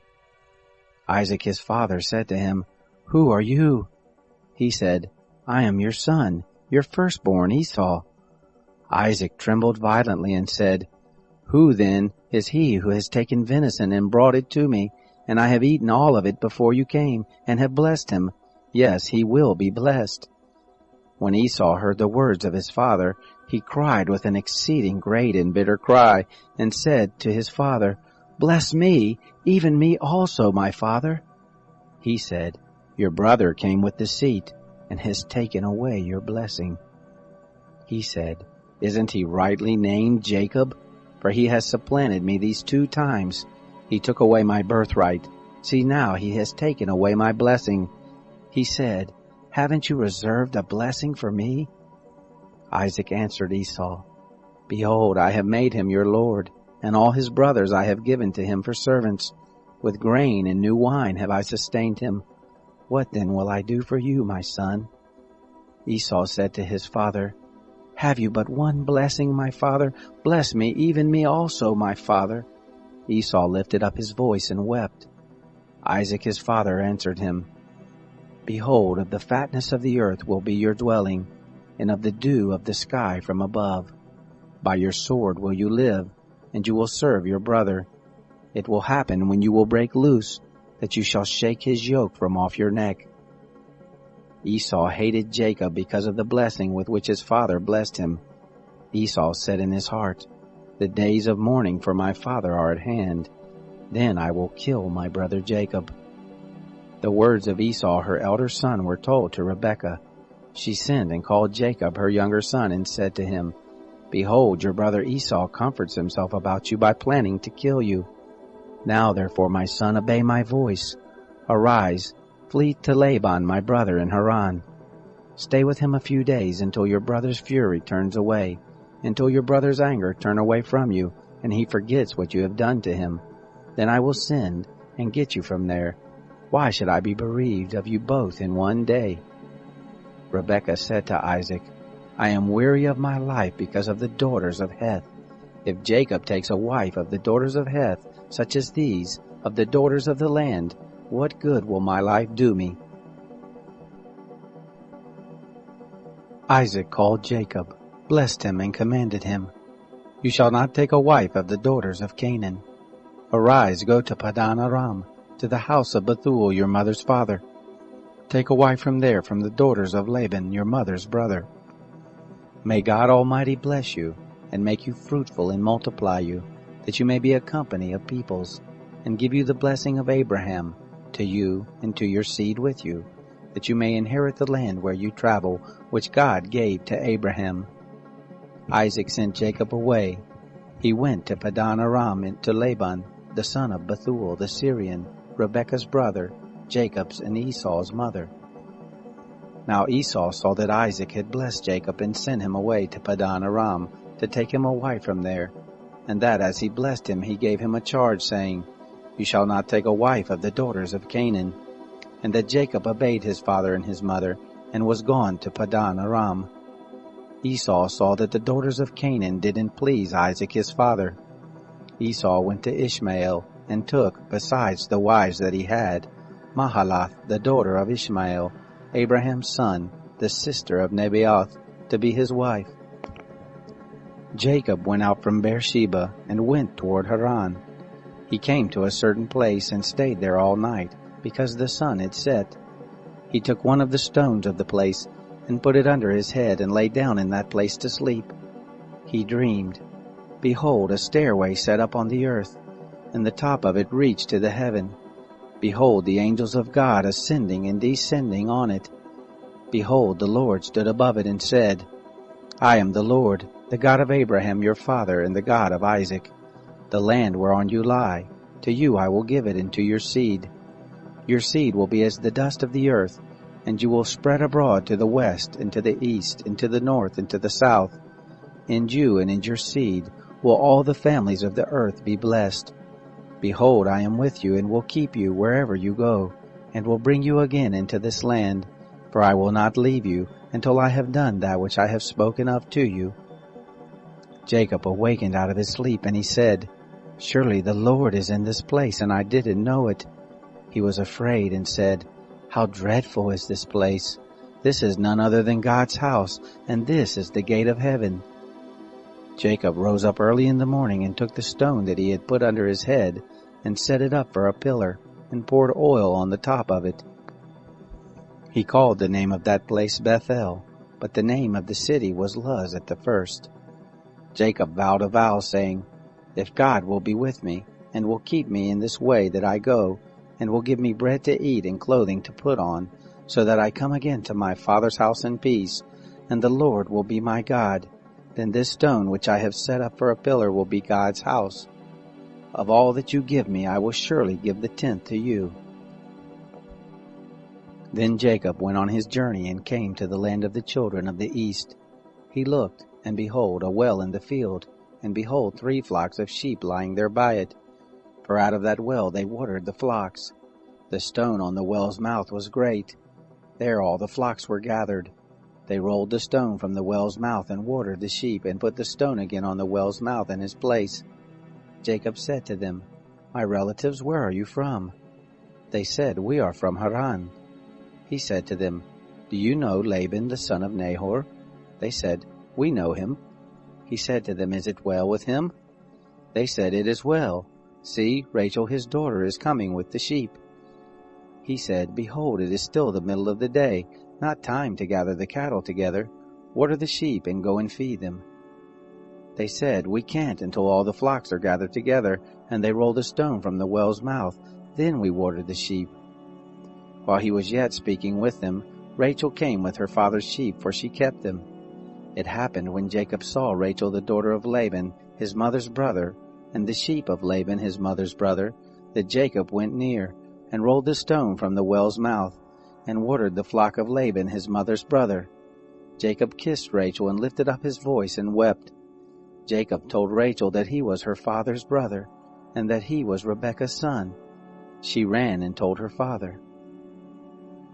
It happened when Laban heard the news of Jacob, his sister's son, that he ran to meet Jacob, and embraced him and kissed him, and brought him to his house. Jacob told Laban all these things. Laban said to him, "Surely you are my bone and my flesh." He lived with him for a month. Laban said to Jacob, "Because you are my brother, should you therefore serve me for nothing? Tell me, what will your wages be?" Laban had 2 daughters. The name of the elder was Leah, and the name of the younger was Rachel. Leah's eyes were weak, but Rachel was beautiful and well-favored. Jacob loved Rachel. He said, "I will serve you 7 years for Rachel, your younger daughter." Laban said, "It is better that I give her to you than that I should give her to another man. Stay with me." Jacob served 7 years for Rachel. They seemed to him but a few days for the love he had for her. Jacob said to Laban, "Give me my wife, for my days are fulfilled that I may go in to her." Laban gathered together all the men of the place and made a feast. It happened in the evening that he took Leah his daughter and brought her to him. He went in to her. Laban gave Zilpah his handmaid to his daughter Leah for a handmaid. It happened in the morning that, behold, it was Leah. He said to Laban, "What is this you have done to me? Didn't I serve with you for Rachel? Why then have you deceived me?" Laban said, "It is not done so in our place to give the younger before the firstborn. Fulfill the week of this one, and we will give you the other also for the service with which you will serve me yet another 7 years." Jacob did so and fulfilled her week. He gave him Rachel his daughter as wife. Laban gave to Rachel his daughter Bilhah his handmaid to be her handmaid. He went in also to Rachel, and he loved also Rachel more than Leah, and served with him yet another 7 years. The Lord saw that Leah was hated, and he opened her womb, but Rachel was barren. Leah conceived and bore a son, and she named him Reuben. For she said, "Because the Lord has looked at my affliction, for now my husband will love me." She conceived again and bare a son, and said, "Because the Lord has heard that I am hated, he has therefore given me this son also." She named him Simeon. She conceived again and bare a son, and said, "Now this time will my husband be joined to me, because I have borne him 3 sons. Therefore was his name called Levi. She conceived again and bare a son. She said, "This time will I praise the Lord." Therefore she named him Judah. Then she stopped bearing. When Rachel saw that she bore Jacob no children, Rachel envied her sister. She said to Jacob, "Give me children, or else I will die." Jacob's anger was kindled against Rachel, and he said, "Am I in God's place, who has withheld from you the fruit of the womb?"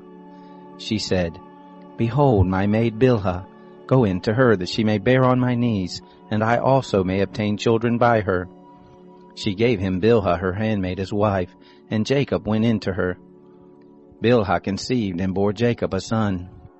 Rachel said, "God has judged me, and has also heard my voice, and has given me a son." Therefore she called his name Dan. Bilhah, Rachel's handmaid, conceived again, and bore Jacob a second son. Rachel said, "With mighty wrestlings have I wrestled with my sister, and have prevailed." She named him Naphtali. When Leah saw that she had finished bearing, she took Zilpah her handmaid, and gave her to Jacob as a wife. Zilpah, Leah's handmaid, bore Jacob a son. Leah said, "How fortunate!" She named him Gad. Zilpah, Leah's handmaid, bore Jacob a second son. Leah said, "Happy am I, for the daughters will call me happy." She named him Asher. Reuben went in the days of the wheat harvest and found mandrakes in the field, and brought them to his mother Leah. Then Rachel said to Leah, "Please give me some of your son's mandrakes." She said to her, "Is it a small matter that you have taken away my husband? Would you take away my son's mandrakes also?" Rachel said, "Therefore he will lie with you tonight for your son's mandrakes." Jacob came from the field in the evening, and Leah went out to meet him and said, "You must come in to me, for I have surely hired you with my son's mandrakes." He lay with her that night. God listened to Leah, and she conceived and bore Jacob a fifth son. Leah said, God has given me my hire, because I gave my handmaid to my husband. She named him Issachar. Leah conceived again and bore a sixth son to Jacob. Leah said, God has endowed me with a good dowry. Now my husband will live with me, because I have borne him 6 sons. She named him Zebulun. Afterwards she bore a daughter, and named her Dinah. God remembered Rachel, and God listened to her and opened her womb. She conceived, bore a son, and said, God has taken away my reproach. She named him Joseph, saying, May the Lord add another son to me. It happened when Rachel had borne Joseph, that Jacob said to Laban, Send me away that I may go to my own place and to my own country. Give me my wives and my children for whom I have served you, and let me go. For you know my service with which I have served you. Laban said to him, If now I have found favor in your eyes, stay here, for I have divined that the Lord has blessed me for your sake. He said, Appoint me your wages, and I will give it. He said to him, You know how I have served you, and how your cattle have fared with me. For it was little which you had before I came, and it is increased to a multitude. The Lord has blessed you wherever I turned. Now when will I provide for my own house also? He said, What shall I give you?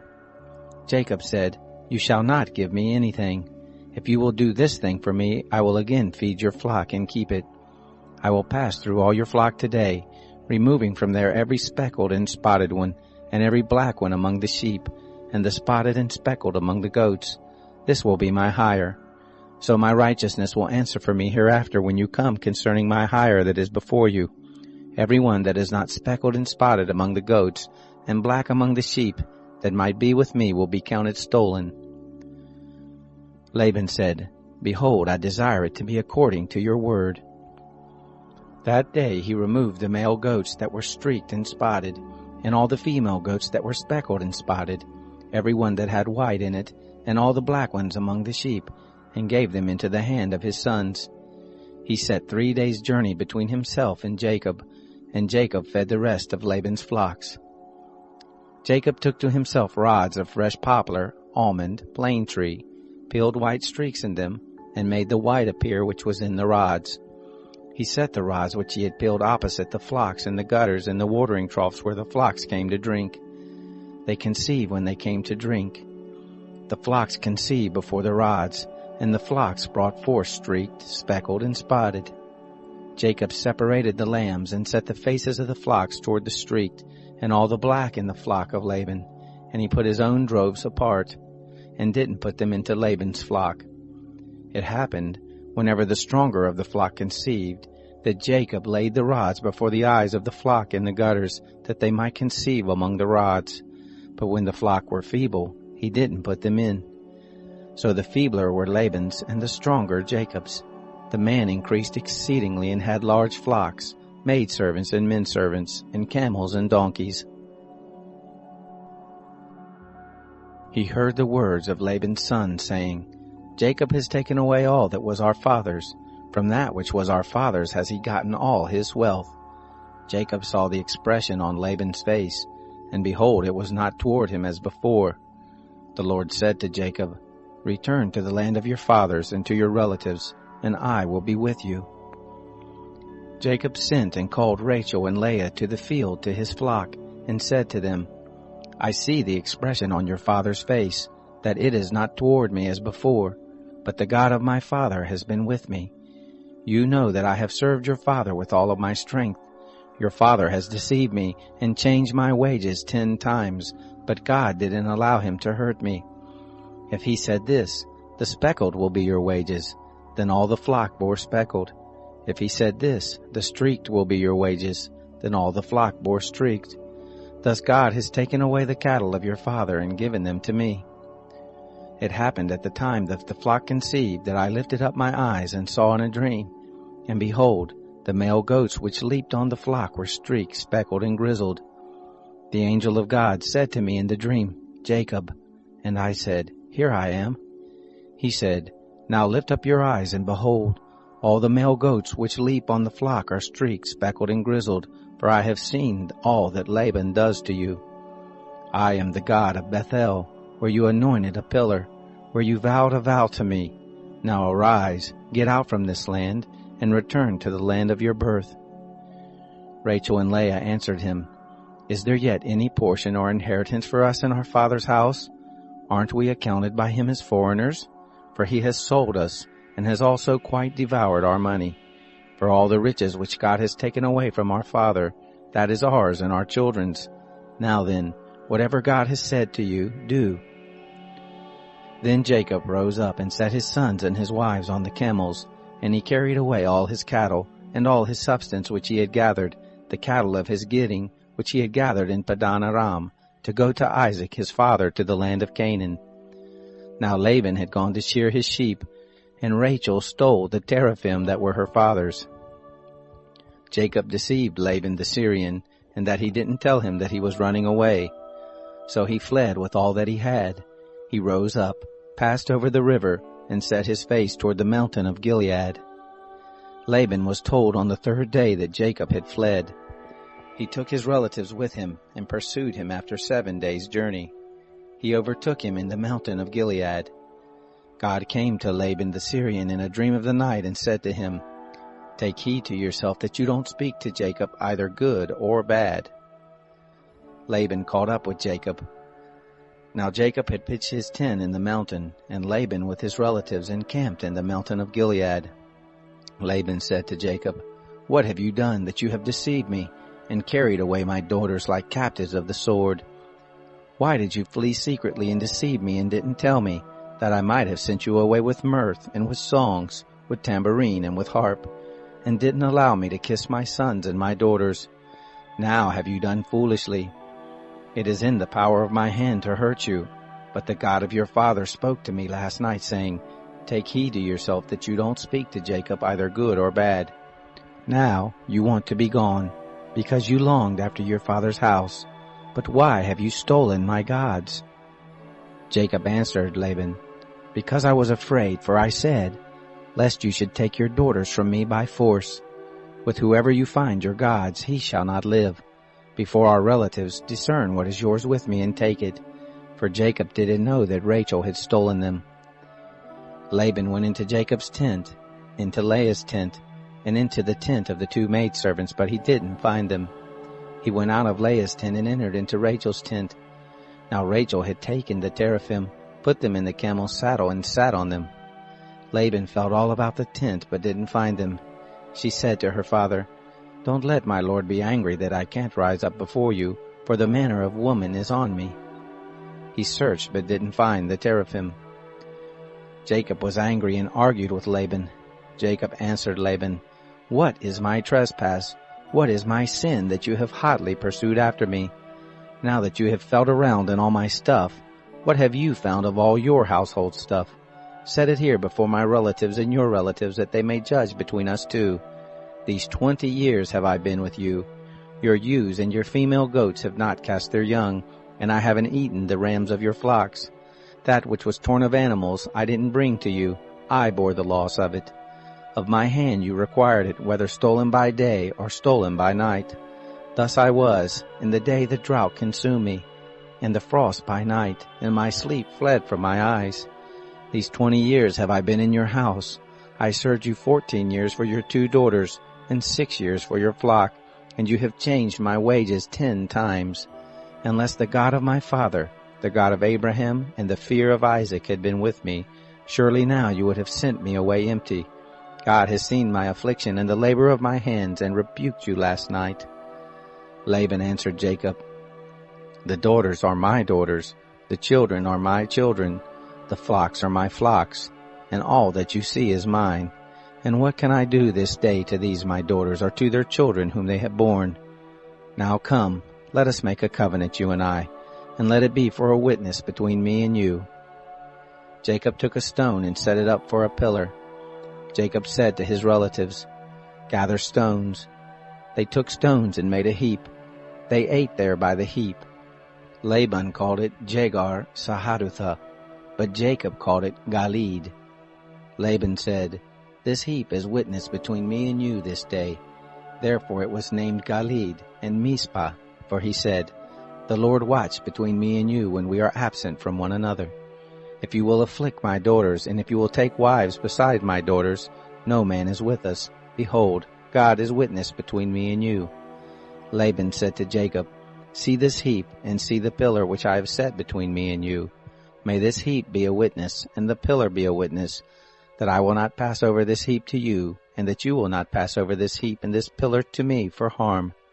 The God of Abraham, and the God of Nahor, the God of their father, judge between us.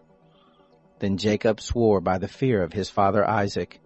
Jacob offered a sacrifice in the mountain, and called his relatives to eat bread. They ate bread and stayed all night in the mountain. Early in the morning, Laban rose up and kissed his sons and his daughters and blessed them. Laban departed and returned to his place. Jacob went on his way, and the angels of God met him. When he saw them, Jacob said, This is God's host. He called the name of that place Mahanaim. Jacob sent messengers in front of him to Esau his brother, to the land of Seir, the field of Edom. He commanded them, saying, This is what you shall tell my lord Esau. This is what your servant Jacob says. I have lived as a foreigner with Laban and stayed until now. I have oxen, donkeys, flocks, men servants and maid servants. I have sent to tell my lord, that I may find favor in your sight. The messengers returned to Jacob, saying, We came to your brother Esau. Not only that, but he comes to meet you, and 400 men with him. Then Jacob was greatly afraid and was distressed, and he divided the people who were with him and the flocks and the herds and the camels into 2 companies, and he said, If Esau comes to the one company and strikes it, then the company which is left will escape. Jacob said, God of my father Abraham, and God of my father Isaac, O Lord, who said to me, Return to your country and to your relatives, and I will do you good. I am not worthy of the least of all the loving kindnesses and of all the truth which you have shown to your servant. For with just my staff I passed over this Jordan, and now I have become 2 companies. Please deliver me from the hand of my brother, from the hand of Esau, for I fear him, lest he come and strike me, and the mothers with the children. You said, I will surely do you good, and make your seed as the sand of the sea, which can't be numbered because there are so many.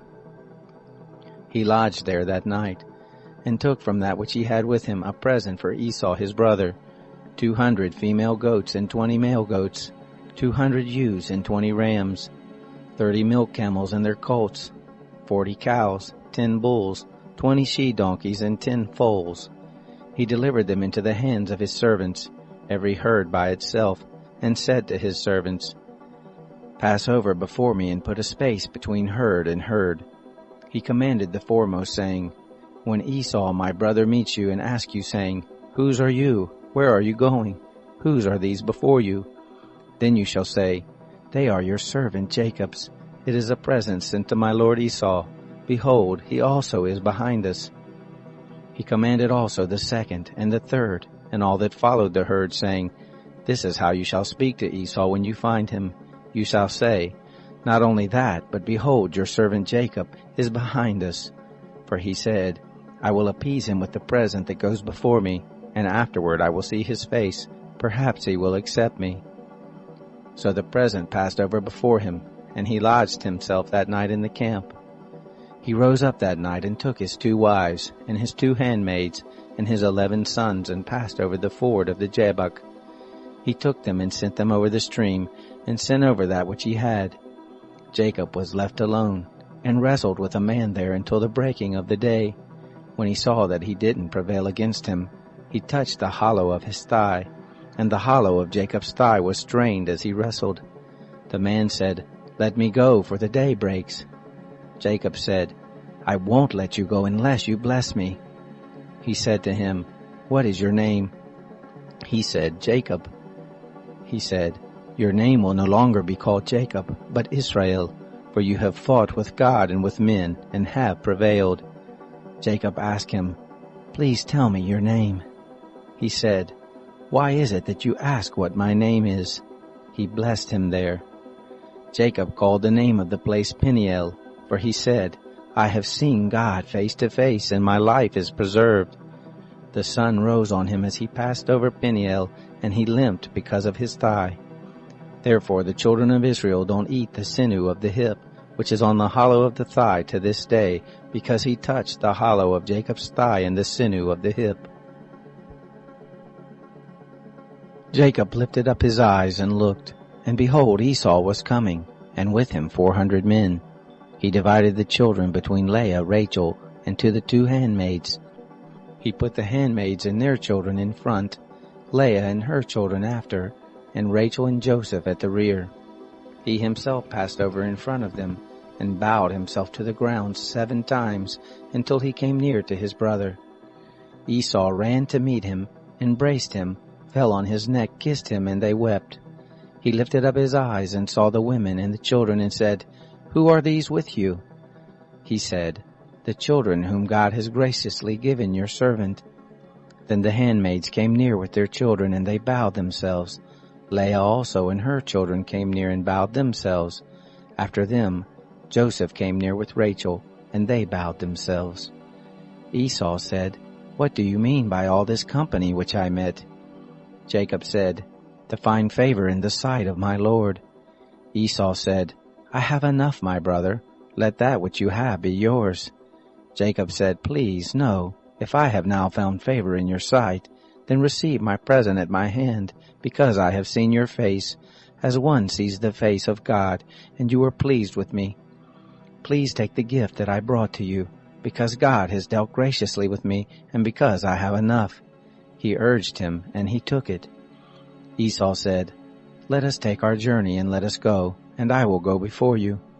Jacob said to him, My Lord knows that the children are tender, and that the flocks and herds with me have their young, and if they overdrive them one day, all the flocks will die. Please let my Lord pass over before his servant, and I will lead on gently, according to the pace of the cattle that are before me, and according to the pace of the children, until I come to my Lord to Seir. Esau said, Let me now leave with you some of the folk who are with me. He said, Why? Let me find favor in the sight of my Lord. So Esau returned that day on his way to Seir.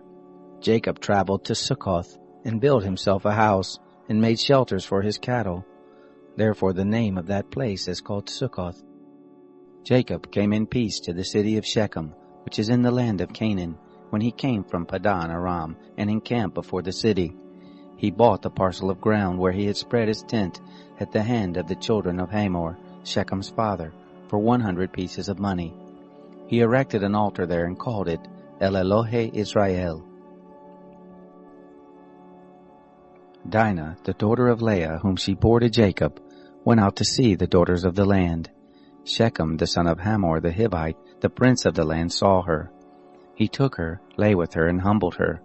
His soul joined to Dinah, the daughter of Jacob, and he loved the young lady, and spoke kindly to the young lady. Shechem spoke to his father Hamor, saying, Get me this young lady as a wife. Now Jacob heard that he had defiled Dinah his daughter, and his sons were with the cattle in the field. Jacob held his peace until they came. Hamor the father of Shechem went out to Jacob to talk with him. The sons of Jacob came in from the field when they heard it. The men were grieved, and they were very angry, because he had done folly in Israel in lying with Jacob's daughter, which thing ought not to be done. Hamor talked with them, saying, The soul of my son Shechem longs for your daughter. Please give her to him as a wife. Make marriages with us. Give your daughters to us, and take our daughters for yourselves. You shall dwell with us, and the land will be before you. Live and trade in it, and get possessions in it. Shechem said to her father and to her brothers, Let me find favor in your eyes, and whatever you will tell me I will give. Ask me a great amount for a dowry, and I will give whatever you ask of me, but give me the young lady as a wife. The sons of Jacob answered Shechem and Hamor his father with deceit, and spoke because he had defiled Dinah their sister, and said to them, We can't do this thing, to give our sister to one who is uncircumcised, for that is a reproach to us. Only on this condition will we consent to you, if you will be as we are, that every male of you be circumcised. Then we will give our daughters to you, and we will take your daughters to us, and we will dwell with you, and we will become one people. But if you will not listen to us to be circumcised, then we will take our sister, and we will be gone." Their words pleased Hamor and Shechem, Hamor's son. The young man didn't wait to do this thing because he had delight in Jacob's daughter, and he was honored above all the house of his father. Hamor and Shechem his son came to the gate of their city and talked with the men of their city, saying, "These men are peaceful with us. Therefore let them live in the land and trade in it. For behold, the land is large enough for them. Let us take their daughters to us for wives, and let us give them our daughters. Only on this condition will the men consent to us to dwell with us, to become one people, if every male among us be circumcised as they are circumcised. Won't their cattle and their substance and all their animals be ours? Only let us give our consent to them, and they will dwell with us." All who went out of the gate of his city listened to Hamor and to Shechem his son, and every male was circumcised, all who went out of the gate of his city. It happened on the third day, when they were sore, that two of Jacob's sons, Simeon and Levi, Dinah's brothers, each took his sword, and came upon the unsuspecting city, and killed all the males.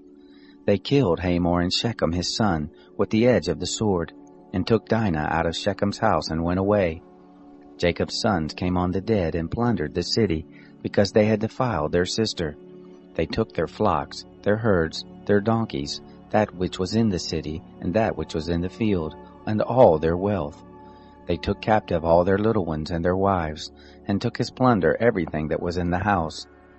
Jacob said to Simeon and Levi, "You have troubled me, to make me odious to the inhabitants of the land, among the Canaanites and the Perizzites.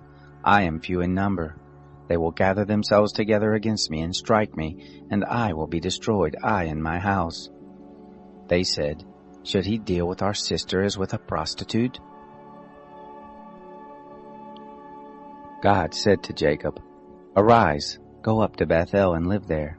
Make there an altar to God, who appeared to you when you fled from the face of Esau your brother." Then Jacob said to his household and to all who were with him, "Put away the foreign gods that are among you. Purify yourselves, change your garments. Let us arise and go up to Bethel. I will make there an altar to God, who answered me in the day of my distress, and was with me in the way which I went." They gave to Jacob all the foreign gods which were in their hands, and the rings which were in their ears, and Jacob hid them under the oak which was by Shechem. They traveled, and a terror of God was on the cities that were round about them, and they didn't pursue the sons of Jacob. So Jacob came to Luz, which is in the land of Canaan, the same as Bethel, he and all the people who were with him. He built an altar there and called the place El Bethel, because there was God revealed to him, when he fled from the face of his brother. Deborah, Rebekah's nurse, died, and she was buried below Bethel under the oak, and the name of it was called Alon Bakuth. God appeared to Jacob again when he came from Padan Aram and blessed him. God said to him, "Your name is Jacob. Your name shall not be Jacob any more, but your name will be Israel." He named him Israel. God said to him, "I am God Almighty. Be fruitful and multiply. A nation and a company of nations will be from you, and kings will come out from your loins. The land which I gave to Abraham and Isaac I will give it to you, and to your seed after you will I give the land." God went up from him in the place where he spoke with him. Jacob set up a pillar in the place where he spoke with him, a pillar of stone. He poured out a drink offering on it, and poured oil on it. Jacob called the name of the place where God spoke with him Bethel. They traveled from Bethel. There was still some distance to come to Ephrath, and Rachel travailed. She had hard labor. It happened that when she was in hard labor that the midwife said to her, "Don't be afraid, for now you will have another son." It happened, as her soul was departing, for she died, that she named him Benoni, but his father called him Benjamin. Rachel died and was buried in the way to Ephrath, the same as Bethlehem. Jacob set up a pillar on her grave. The same is the pillar of Rachel's grave to this day. Israel traveled, and spread his tent beyond the tower of Eder. It happened, while Israel lived in that land, that Reuben went and lay with Bilhah, his father's concubine, and Israel heard of it. Now the sons of Jacob were 12, the sons of Leah, Reuben, Jacob's firstborn, Simeon, Levi, Judah, Issachar, and Zebulun. The sons of Rachel, Joseph and Benjamin. The sons of Bilhah, Rachel's handmaid, Dan and Naphtali. The sons of Zilpah, Leah's handmaid, Gad and Asher. These are the sons of Jacob who were born to him in Padan Aram. Jacob came to Isaac his father, to Mamre, to Kiriath Arba, the same as Hebron, where Abraham and Isaac lived as foreigners. The days of Isaac were 180 years. Isaac gave up the spirit and died, and was gathered to his people, old and full of days. Esau and Jacob his sons buried him. Now this is the history of the generations of Esau. The same is Edom. Esau took his wives from the daughters of Canaan. Adah, the daughter of Elon the Hittite, and Oholibamah, the daughter of Anah, the daughter of Zibeon the Hivite, and Basemath, Ishmael's daughter, the sister of Nebaioth. Adah bore to Esau Eliphaz, Basemath bore Ruel, Oholibamah bore Jeush, Jalam, and Korah. These are the sons of Esau, who were born to him in the land of Canaan. Esau took his wives, his sons, his daughters, and all the members of his household with his cattle, all his animals, and all his possessions which he had gathered in the land of Canaan, and went into a land away from his brother Jacob. For their substance was too great for them to dwell together, and the land of their travels couldn't bear them because of their cattle. Esau lived in the hill country of Seir. Esau is Edom. This is the history of the generations of Esau, the father of the Edomites in the hill country of Seir. These are the names of Esau's sons: Eliphaz, the son of Adah, the wife of Esau, and Ruel, the son of Basemath, the wife of Esau. The sons of Eliphaz were Teman, Omar, Zepho, and Gatam, and Kenaz. Timnah was concubine to Eliphaz, Esau's son, and she bore to Eliphaz Amalek. These are the sons of Adah, Esau's wife. These are the sons of Ruel, Nahath, Zerah, Shammah, and Misa. These were the sons of Basemath, Esau's wife. These were the sons of Oholibamah, the daughter of Anah, the daughter of Zibeon, Esau's wife. She bore to Esau Jeush, Jalam, and Korah. These are the chiefs of the sons of Esau. The sons of Eliphaz, the firstborn of Esau: Chief Teman, Chief Omar, Chief Zepho, Chief Kenaz, Chief Korah, Chief Gatan, Chief Amalek. These are the chiefs who came of Eliphaz in the land of Edom. These are the sons of Adah. These are the sons of Ruel, Esau's son: Chief Nahath, Chief Zerah, Chief Shammah, Chief Misa. These are the chiefs who came of Ruel in the land of Edom. These are the sons of Basemath, Esau's wife. These are the sons of Oholibamah, Esau's wife: Chief Jeush, Chief Jalam, Chief Korah. These are the chiefs who came of Oholibamah, the daughter of Anah, Esau's wife. These are the sons of Esau, and these are their chiefs. The same as Edom. These are the sons of Seir the Horite, the inhabitants of the land: Lotan, Shobal, Zibeon, Anah, Dishon, Ezer, and Dishan. These are the chiefs who came of the Horites, the children of Seir in the land of Edom. The children of Lotan were Hori and Heman. Lotan's sister was Timnah. These are the children of Shobal: Alvan, Manahath, Ebal, Shepho, and Onam. These are the children of Zibeon: Aiah and Anah.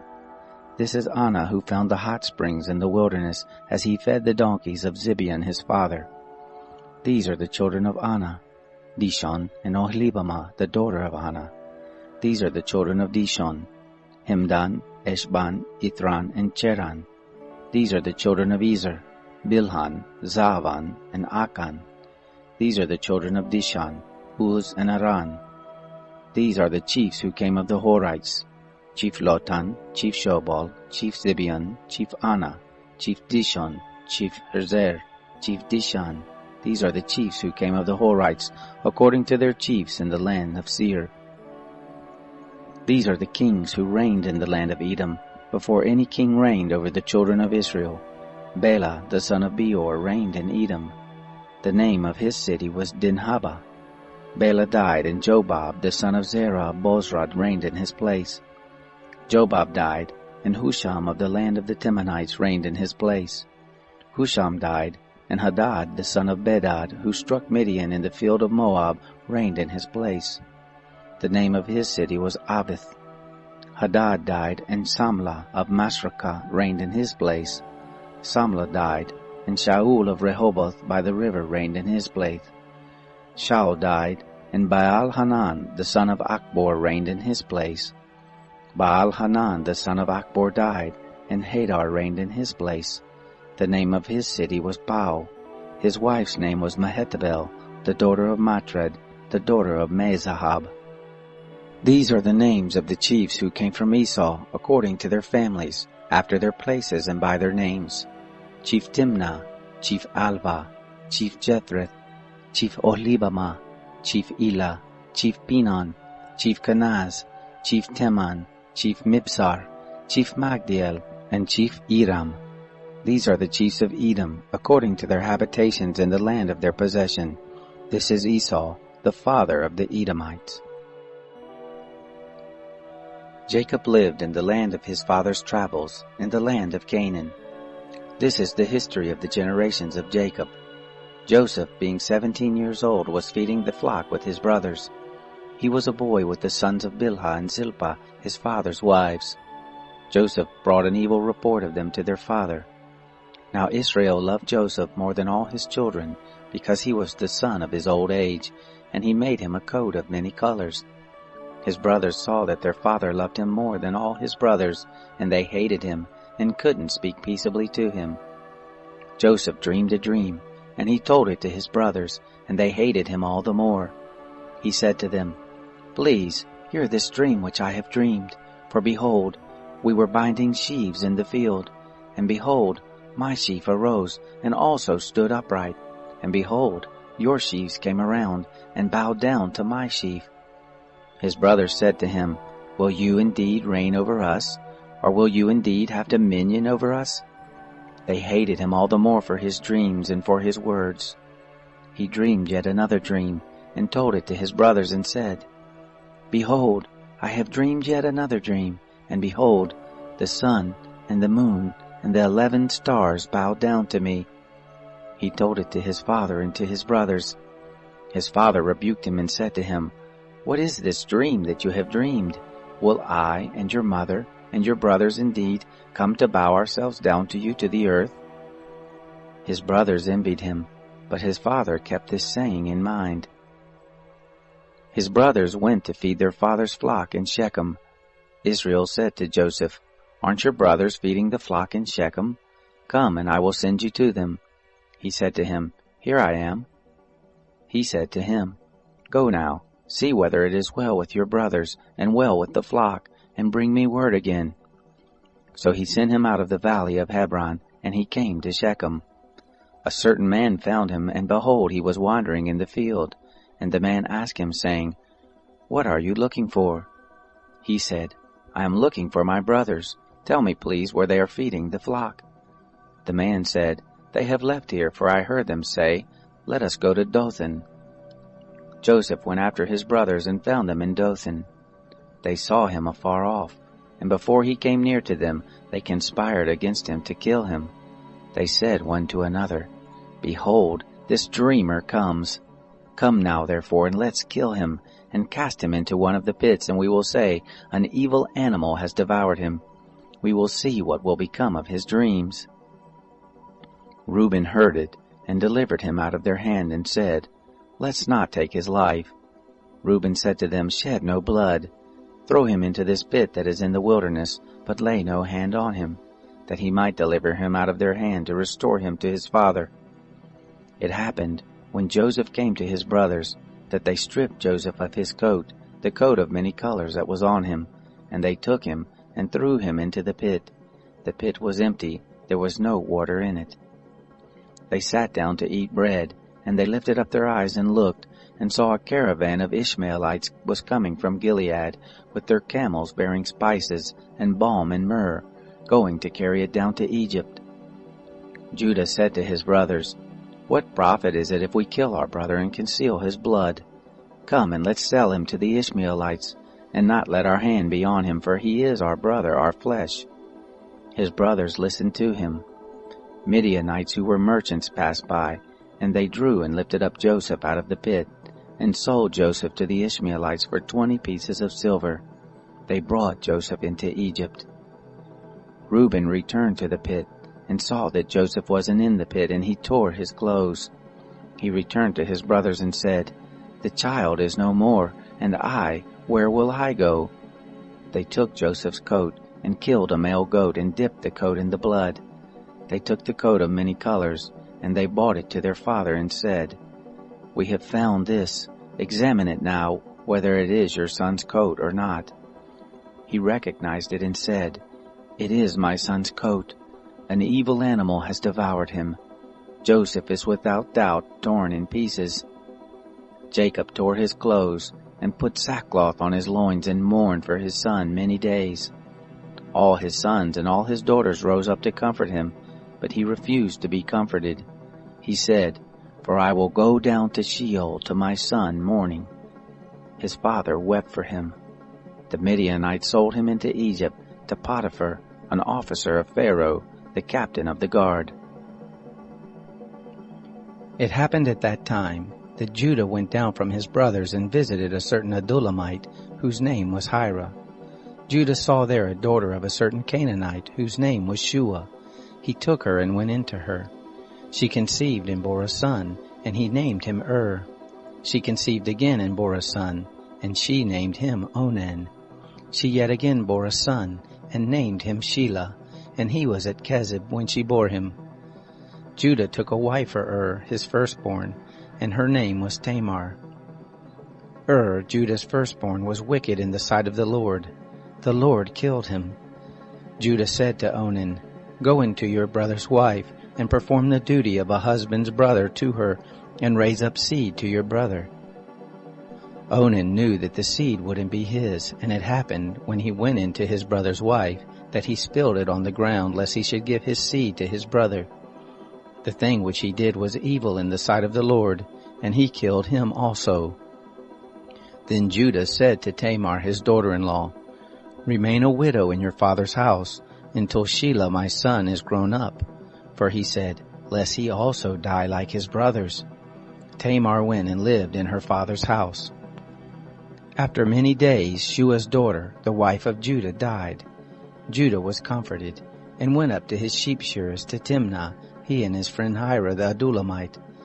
It was told Tamar, saying, "Behold, your father-in-law is going up to Timnah to shear his sheep." She took off the garments of her widowhood, and covered herself with her veil, and wrapped herself, and sat in the gate of Enaim, which is by the way to Timnah. For she saw that Shelah was grown up, and she wasn't given to him as a wife. When Judah saw her, he thought that she was a prostitute, for she had covered her face. He turned to her by the way and said, "Please come, let me come in to you," for he didn't know that she was his daughter-in-law. She said, "What will you give me that you may come in to me?" He said, "I will send you a kid of the goats from the flock." She said, "Will you give me a pledge until you send it?" He said, "What pledge will I give you?" She said, "Your signet and your cord, and your staff that is in your hand." He gave them to her, and came into her, and she conceived by him. She arose and went away, and put off her veil from her, and put on the garments of her widowhood. Judah sent the kid of the goats by the hand of his friend the Adullamite to receive the pledge from the woman's hand, but he didn't find her. Then he asked the men of her place, saying, "Where is the prostitute that was at Enaim by the road?" They said, "There has been no prostitute here." He returned to Judah and said, "I haven't found her." And also the men of the place said, "There has been no prostitute here." Judah said, "Let her keep it, lest we be shamed. Behold, I sent this kid, and you haven't found her."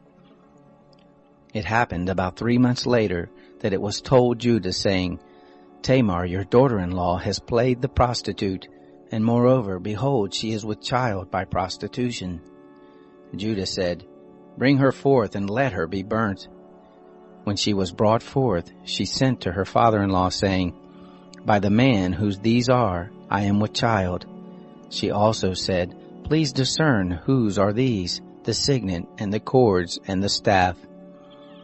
Judah acknowledged them and said, "She is more righteous than I, because I didn't give her to Shelah my son."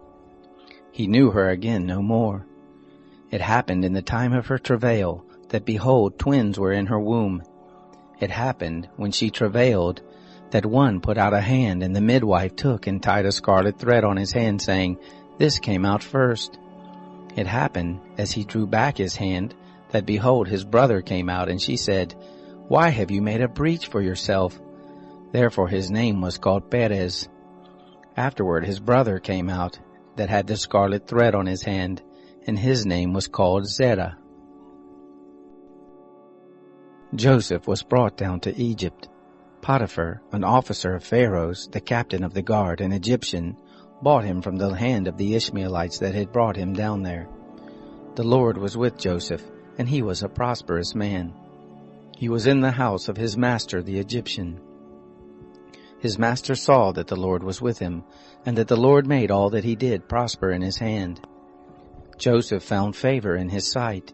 He ministered to him, and he made him overseer over his house, and all that he had he put into his hand. It happened from the time that he made him overseer in his house and over all that he had, that the Lord blessed the Egyptian's house for Joseph's sake, and the blessing of the Lord was on all that he had, in the house and in the field. He left all that he had in Joseph's hand. He didn't concern himself with anything except for the food which he ate. Joseph was well built and handsome. It happened after these things that his master's wife cast her eyes on Joseph, and she said, "Lie with me." But he refused and said to his master's wife, "Behold, my master doesn't know what is with me in the house, and he has put all that he has into my hand. He isn't greater in this house than I, neither has he kept back anything from me but you, because you are his wife. How then can I do this great wickedness and sin against God?" It happened that as she spoke to Joseph day by day, that he didn't listen to her, to lie by her or to be with her. It happened about this time that he went into the house to do his work, and there were none of the men of the house inside.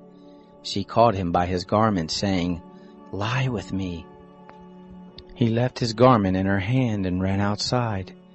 It happened, when she saw that he had left his garment in her hand and had run outside, that she called to the men of her house, and spoke to them, saying, "Behold, he has brought in a Hebrew to us to mock us. He came in to me to lie with me, and I cried with a loud voice.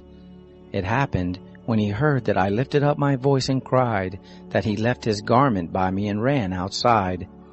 She laid up his garment by her until his master came home. She spoke to him according to these words, saying, "The Hebrew servant whom you have brought to us came in to me to mock me, and it happened as I lifted up my voice and cried, that he left his garment by me and ran outside." It happened, when his master heard the words of his wife which she spoke to him, saying, "This is what your servant did to me," that his wrath was kindled. Joseph's master took him and put him into the prison, the place where the king's prisoners were bound, and he was there in custody. But the Lord was with Joseph and showed kindness to him, and gave him favor in the sight of the keeper of the prison. The keeper of the prison committed to Joseph's hand all the prisoners who were in the prison. Whatever they did there, he was the doer of it. The keeper of the prison didn't look after anything that was under his hand, because the Lord was with him, and that which he did, the Lord made it prosper. It happened after these things, that the butler of the king of Egypt and his baker offended their lord the king of Egypt. Pharaoh was angry with his two officers, the chief cupbearer and the chief baker. He put them in custody in the house of the captain of the guard, into the prison, the place where Joseph was bound. The captain of the guard assigned them to Joseph, and he took care of them. They stayed in prison many days.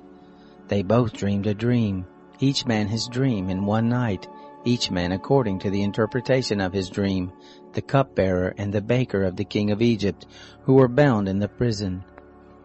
Joseph came to them in the morning and saw them, and saw that they were sad. He asked Pharaoh's officers who were with him in custody in his master's house, saying, "Why do you look so sad today?" They said to him, "We have dreamed a dream, and there is no one who can interpret it." Joseph said to them, "Don't interpretations belong to God? Please tell it to me." The chief cupbearer told his dream to Joseph and said to him, "In my dream, behold, a vine was in front of me, and in the vine were 3 branches. It was as though it budded, its blossoms shot forth, and the clusters of it brought forth ripe grapes.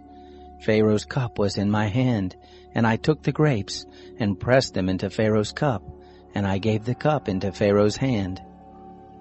Joseph said to him, "This is the interpretation of it. The 3 branches are 3 days. Within 3 more days, Pharaoh will lift up your head and restore you to your office. You will give Pharaoh's cup into his hand, the way you did when you were his cupbearer. But remember me when it will be well with you, and show kindness, please, to me, and make mention of me to Pharaoh, and bring me out of this house. For indeed I was stolen away out of the land of the Hebrews, and here also have I done nothing that they should put me into the dungeon." When the chief baker saw that the interpretation was good, he said to Joseph, "I also was in my dream, and behold, 3 baskets of white bread were on my head. In the uppermost basket there were all kinds of baked food for Pharaoh, and the birds ate them out of the basket on my head." Joseph answered, "This is the interpretation of it. The 3 baskets are 3 days. Within 3 more days Pharaoh will lift up your head from off you, and will hang you on a tree, and the birds will eat your flesh from off you." It happened the 3rd day, which was Pharaoh's birthday, that he made a feast for all his servants, and he lifted up the head of the chief cupbearer and the head of the chief baker among his servants. He restored the chief cupbearer to his position again, and he gave the cup into Pharaoh's hand. But he hanged the chief baker as Joseph had interpreted to them. Yet the chief cupbearer didn't remember Joseph, but forgot him. It happened at the end of 2 full years that Pharaoh dreamed, and behold, he stood by the river. Behold, there came up out of the river 7 cattle, well-favored and fat-fleshed, and they fed in the reed grass. Behold, 7 other cattle came up after them out of the river, ill-favored and lean-fleshed, and stood by the other cattle on the brink of the river. The ill-favored and lean-fleshed cattle ate up the 7 well-favored and fat cattle. So Pharaoh awoke. He slept and dreamed a 2nd time, and behold, 7 heads of grain came up on one stalk, healthy and good. Behold, 7 heads of grain, thin and blasted with the east wind, sprung up after them. The thin heads of grain swallowed up the 7 healthy and full ears. Pharaoh awoke, and behold, it was a dream. It happened in the morning that his spirit was troubled, and he sent and called for all the magicians of Egypt and all the wise men of it. Pharaoh told them his dream, but there was no one who could interpret them to Pharaoh. Then the chief cupbearer spoke to Pharaoh, saying, "I remember my faults today." Pharaoh was angry with his servants and put me in custody in the house of the captain of the guard, me and the chief baker. We dreamed a dream in one night, I and he. We dreamed each man according to the interpretation of his dream. There was with us there a young man, a Hebrew, servant to the captain of the guard, and we told him, and he interpreted to us our dreams. To each man according to his dream he interpreted. It happened, as he interpreted to us, so it was. He restored me to my office, and he hanged him. Then Pharaoh sent and called Joseph, and they brought him hastily out of the dungeon. He shaved himself, changed his clothing, and came in to Pharaoh. Pharaoh said to Joseph, "I have dreamed a dream, and there is no one who can interpret it. I have heard it said of you that when you hear a dream you can interpret it." Joseph answered Pharaoh, saying, "It isn't in me. God will give Pharaoh an answer of peace."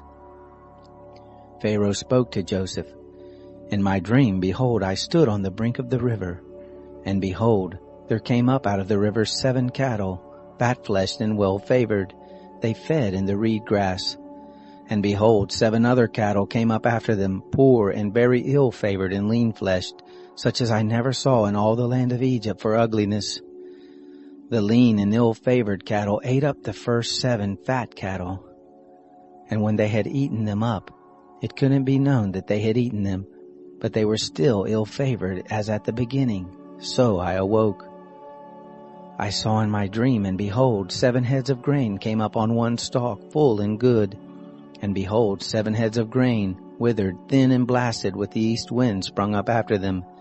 The thin heads of grain swallowed up the 7 good heads of grain. I told it to the magicians, but there was no one who could explain it to me. Joseph said to Pharaoh, "The dream of Pharaoh is one. What God is about to do he has declared to Pharaoh. The 7 good cattle are 7 years, and the 7 good heads of grain are 7 years. The dream is one. The 7 lean and ill-favored cattle that came up after them are 7 years, and also the 7 empty heads of grain, blasted with the east wind. They will be 7 years of famine. This is the thing which I spoke to Pharaoh. What God is about to do, he has shown to Pharaoh. Behold, there come 7 years of great plenty throughout all the land of Egypt. There will arise after them 7 years of famine, and all the plenty will be forgotten in the land of Egypt. The famine will consume the land, and the plenty will not be known in the land by reason of that famine which follows, for it will be very grievous. The dream was doubled to Pharaoh, because the thing is established by God, and God will shortly bring it to pass. Now therefore let Pharaoh look for a discreet and wise man, and set him over the land of Egypt. Let Pharaoh do this, and let him appoint overseers over the land, and take up the 5th part of the land of Egypt's produce in the 7 plenteous years. Let them gather all the food of these good years that come, and lay up grain under the hand of Pharaoh for food in the cities, and let them keep it. The food will be for a store to the land against the 7 years of famine, which will be in the land of Egypt, that the land not perish through the famine. The thing was good in the eyes of Pharaoh and in the eyes of all his servants. Pharaoh said to his servants, "Can we find such a one as this, a man in whom is the Spirit of God?" Pharaoh said to Joseph, "Because God has shown you all of this, there is none so discreet and wise as you. You shall be over my house, and according to your word will all my people be ruled. Only in the throne I will be greater than you." Pharaoh said to Joseph, "Behold, I have set you over all the land of Egypt." Pharaoh took off his signet ring from his hand and put it on Joseph's hand, and arrayed him in robes of fine linen, and put a gold chain about his neck. And he made him to ride in the 2nd chariot which he had. They cried before him, "Bow the knee." He set him over all the land of Egypt. Pharaoh said to Joseph, "I am Pharaoh, and without you shall no man lift up his hand or his foot in all the land of Egypt." Pharaoh called Joseph's name Zaphanath-Paneah, and he gave him Asenath, the daughter of Potipherah, priest of On, as a wife. Joseph went out over all the land of Egypt. Joseph was 30 years old when he stood before Pharaoh, king of Egypt. Joseph went out from the presence of Pharaoh, and went throughout all the land of Egypt. And the 7 plenteous years the earth brought forth abundantly. He gathered up all the food of the 7 years which were in the land of Egypt, and laid up the food in the cities. The food of the field which was round about every city he laid up in the same. Joseph laid up grain as the sand of the sea, very much until he stopped counting, for it was without number. To Joseph were born 2 sons before the year of famine came, whom Asenath, the daughter of Potipherah, priest of On, bore to him. Joseph called the name of the firstborn Manasseh, for he said, "God has made me forget all my toil, and all my father's house." The name of the second he called Ephraim, for God has made me fruitful in the land of my affliction. The 7 years of plenty that was in the land of Egypt came to an end. The 7 years of famine began to come, just as Joseph had said. There was famine in all lands, but in all the land of Egypt there was bread. When all the land of Egypt was famished, the people cried to Pharaoh for bread, and Pharaoh said to the Egyptians, "Go to Joseph, what he says to you do." The famine was over all the surface of the earth. Joseph opened all the storehouses and sold to the Egyptians. The famine was severe in the land of Egypt. All countries came into Egypt to Joseph to buy grain, because the famine was severe in all the earth. Now Jacob saw that there was grain in Egypt, and Jacob said to his sons, "Why do you look at one another?" He said, "Behold, I have heard that there is grain in Egypt. Go down there and buy for us from there, so that we may live and not die." Joseph's 10 brothers went down to buy grain from Egypt. But Jacob didn't send Benjamin, Joseph's brother, with his brothers, for he said, lest perhaps harm happen to him. The sons of Israel came to buy among those who came, for the famine was in the land of Canaan. Joseph was the governor over the land. It was he who sold to all the people of the land. Joseph's brothers came and bowed themselves down to him with their faces to the earth. Joseph saw his brothers, and he recognized them, but he acted like a stranger to them and spoke roughly with them. He said to them, "Where did you come from?" They said, "From the land of Canaan to buy food." Joseph recognized his brothers, but they didn't recognize him. Joseph remembered the dreams which he dreamed about them and said to them, "You are spies. You have come to see the nakedness of the land." They said to him, "No, my lord, but your servants have come to buy food. We are all one man's sons. We are honest men. Your servants are not spies." He said to them, "No, but you have come to see the nakedness of the land." They said, "We, your servants, are 12 brothers, the sons of one man in the land of Canaan, and behold, the youngest is this day with our father, and one is no more." Joseph said to them, "It is like I told you, saying, you are spies. Hereby you shall be tested. By the life of Pharaoh you shall not go forth from here, unless your youngest brother come here. Send one of you, and let him get your brother, and you shall be bound, that your words may be tested, whether there is truth in you, or else by the life of Pharaoh surely you are spies." He put them all together into custody 3 days. Joseph said to them the 3rd day, "Do this and live, for I fear God. If you are honest men, then let one of your brothers be bound in your prison house. But you go, carry grain for the famine of your houses. Bring your youngest brother to me, so will your words be verified and you won't die." They did so. They said one to another, "We are most assuredly guilty concerning our brother, and that we saw the distress of his soul when he begged us, and we wouldn't listen. Therefore this distress has come on us." Reuben answered them, saying, "Didn't I tell you, saying, don't sin against the child? And you wouldn't listen. Therefore also, behold, his blood is required." They didn't know that Joseph understood them, for there was an interpreter between them. He turned himself about from them and wept. And he returned to them and spoke to them, and took Simeon from among them, and bound him before their eyes. Then Joseph commanded to fill their bags with grain, and to restore every man's money into his sack, and to give them food for the way. So it was done to them. They loaded their donkeys with their grain and departed from there. As one of them opened his sack to give his donkey food in the lodging place, he saw his money. Behold, it was in the mouth of his sack. He said to his brothers, "My money is restored. Behold, it is even in my sack." Their hearts failed them, and they turned trembling one to another, saying, "What is this that God has done to us?" They came to Jacob their father to the land of Canaan, and told him all that had happened to them, saying, "The man, the lord of the land, spoke roughly with us, and took us for spies of the country." We said to him, "We are honest men, we are no spies. We are 12 brothers, sons of our father. One is no more, and the youngest is this day with our father in the land of Canaan." The man, the lord of the land, said to us, "Hereby will I know that you are honest men. Leave one of your brothers with me, and take grain for the famine of your houses, and go your way. Bring your youngest brother to me. Then I will know that you are not spies, but that you are honest men. So I will deliver your brother to you, and you shall trade in the land." It happened as they emptied their sacks, that behold, every man's bundle of money was in his sack. When they and their father saw their bundles of money, they were afraid. Jacob their father said to them, "You have bereaved me of my children. Joseph is no more, Simeon is no more, and you want to take Benjamin away. All these things are against me." Reuben spoke to his father, saying, "Kill my 2 sons if I don't bring him to you. Deliver him into my hand, and I will bring him to you again."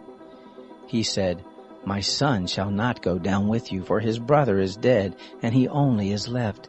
If harm happens to him by the way in which you go, then you will bring down my gray hairs with sorrow to Sheol." The famine was severe in the land. It happened when they had eaten up the grain which they had brought out of Egypt. Their father said to them, "Go again, buy us a little more food." Judah spoke to him, saying, "The man solemnly warned us, saying, 'You shall not see my face unless your brother is with you.' If you will send our brother with us, we will go down and buy you food. But if you will not send him, we will not go down, for the man said to us, 'You shall not see my face unless your brother is with you.'" Israel said, "Why did you treat me so badly, telling the man that you had another brother?" They said, "The man asked directly concerning ourselves and concerning our relatives, saying, 'Is your father still alive? Have you another brother?' We just answered his questions. Is there any way we could know that he would say, 'Bring your brother down'?" Judah said to Israel his father, "Send the boy with me, and we will arise and go, so that we may live and not die, both we and you, and also our little ones. I will be collateral for him. From my hand will you require him. If I don't bring him to you and set him before you, then let me bear the blame forever. For unless we had lingered, surely we would have returned a second time by now." Their father Israel said to them, "If it be so now, do this. Take from the choice fruits of the land in your bags, and carry down a present for the man, a little balm, a little honey, spices and myrrh, nuts and almonds. And take double money in your hand. With the money that was returned in the mouth of your sacks, carry again in your hand. Perhaps it was an oversight. Take also your brother, and arise, go again to the man. May God Almighty give you mercy before the man, that he may release to you your other brother and Benjamin. If I am bereaved of my children, I am bereaved." The men took that present, and they took double money in their hand, and Benjamin, and rose up, went down to Egypt, and stood before Joseph.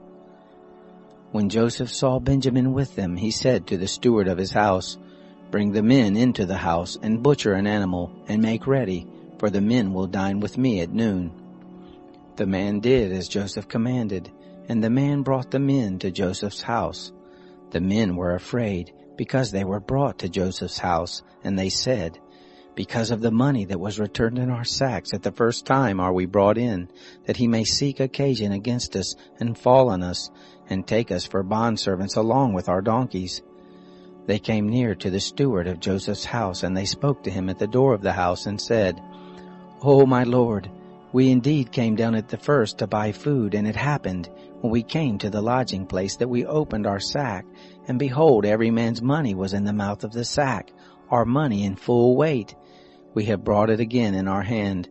We have brought down other money in our hand to buy food. We don't know who put our money in our sacks." He said, "Peace be to you, don't be afraid. Your God and the God of your father has given your treasure in your sacks. I received your money." He brought Simeon out to them. The man brought the men into Joseph's house and gave them water, and they washed their feet. He gave their donkeys fodder. They made ready the present for Joseph's coming at noon, for they heard that they should eat bread there. When Joseph came home, they brought him the present which was in their hand into the house, and bowed down themselves to him to the earth. He asked them of their welfare, and said, "Is your father well, the old man of whom you spoke? Is he yet alive?" They said, "Your servant our father is well, he is still alive." They bowed the head and did homage. He lifted up his eyes and saw Benjamin his brother, his mother's son, and said, "Is this your youngest brother of whom you spoke to me?" He said, "God be gracious to you, my son." Joseph made haste, for his heart yearned over his brother, and he sought a place to weep, and he entered into his room and wept there. He washed his face and came out. He controlled himself and said, "Serve the meal." They served him by himself, and them by themselves, and the Egyptians that ate with him by themselves, because the Egyptians don't eat bread with the Hebrews, for that is an abomination to the Egyptians. They sat before him, the firstborn according to his birthright, and the youngest according to his youth, and the men marveled one with another. He sent portions to them from before him, but Benjamin's portion was 5 times as much as any of theirs. They drank and were merry with him. He commanded the steward of his house, saying, Fill the men's sacks with food, as much as they can carry, and put every man's money in his sack's mouth. Put my cup, the silver cup, in the sack's mouth of the youngest with his grain money. He did according to the word that Joseph had spoken. As soon as the morning was light, the men were sent away, they and their donkeys. When they had gone out of the city, and were not yet far off, Joseph said to his steward, Go, follow after the men. When you overtake them, ask them, Why have you rewarded evil for good? Isn't this that from which my Lord drinks, and by which he indeed divines? You have done evil in so doing. He overtook them, and he spoke to them these words. They said to him, Why does my Lord speak such words as these? Far be it from your servants that they should do such a thing. Behold, the money which we found in our sacks' mouths we brought again to you out of the land of Canaan. How then should we steal silver or gold out of your Lord's house? With whoever of your servants it be found, let him die, and we also will be my Lord's bondservants. He said, Now also let it be according to your words. He with whom it is found will be my bondservant, and you will be blameless. Then they hurried and took down every man his sack to the ground, and opened every man his sack. He searched, beginning with the eldest, and ending at the youngest. The cup was found in Benjamin's sack. Then they tore their clothes, and loaded every man his donkey, and returned to the city. Judah and his brothers came to Joseph's house, and he was still there. They fell on the ground before him. Joseph said to them, What deed is this that you have done? Don't you know that such a man as I can indeed divine? Judah said, What will we tell, my Lord? What will we speak? Or how will we clear ourselves? God has found out the iniquity of your servants. Behold, we are my Lord's bondservants, both we, and he also in whose hand the cup is found. He said, Far be it from me that I should do so. The man in whose hand the cup is found, he will be my bondservant. But as for you, go up in peace to your father. Then Judah came near to him and said, O my Lord, please let your servant speak a word in my Lord's ear, and don't let your anger burn against your servant, for you are even as Pharaoh. My Lord asked his servants, saying, Have you a father or a brother? We said to my Lord, We have a father, an old man, and a child of his old age, a little one, and his brother is dead, and he alone is left of his mother, and his father loves him. You said to your servants, Bring him down to me, that I may set my eyes on him. We said to my Lord, The boy can't leave his father, for if he should leave his father would die. You said to your servants, Unless your youngest brother comes down with you, you will see my face no more. It happened, when we came up to your servant my father, we told him the words of my Lord. Our father said, Go again, buy us a little food. We said, We can't go down. If our youngest brother is with us, then we will go down, for we may not see the man's face unless our youngest brother is with us. Your servant my father said to us, You know that my wife bore me 2 sons, and the one went out from me, and I said, Surely he is torn in pieces, and I haven't seen him since. If you take this one also from me, and harm happens to him, you will bring down my gray hairs with sorrow to Sheol. Now therefore, when I come to your servant my father, and the boy is not with us, seeing that his life is bound up in the boy's life, it will happen, when he sees that the boy is no more, that he will die. Your servants will bring down the gray hairs of your servant our father with sorrow to Sheol. For your servant became collateral for the boy to my father, saying, If I don't bring him to you, then I will bear the blame to my father forever. Now therefore please let your servant stay instead of the boy, a bondservant to my Lord, and let the boy go up with his brothers. For how will I go up to my father if the boy isn't with me, lest I see the evil that will come on my father? Then Joseph couldn't control himself before all those who stood before him, And he cried, Cause every man to go out from me. There stood no man with him, while Joseph made himself known to his brothers. He wept aloud. The Egyptians heard, and the house of Pharaoh heard. Joseph said to his brothers, I am Joseph. Does my father still live? His brothers couldn't answer him, for they were terrified at his presence. Joseph said to his brothers, Come near to me, please. They came near. He said, I am Joseph, your brother, whom you sold into Egypt. Now don't be grieved nor angry with yourselves that you sold me here, for God sent me before you to preserve life. For these 2 years the famine has been in the land, and there are yet 5 years in which there will be neither plowing nor harvest. God sent me before you to preserve you a remnant in the earth, and to save you alive by a great deliverance. So now it wasn't you who sent me here, but God, and he has made me a father to Pharaoh, lord of all his house, and ruler over all the land of Egypt.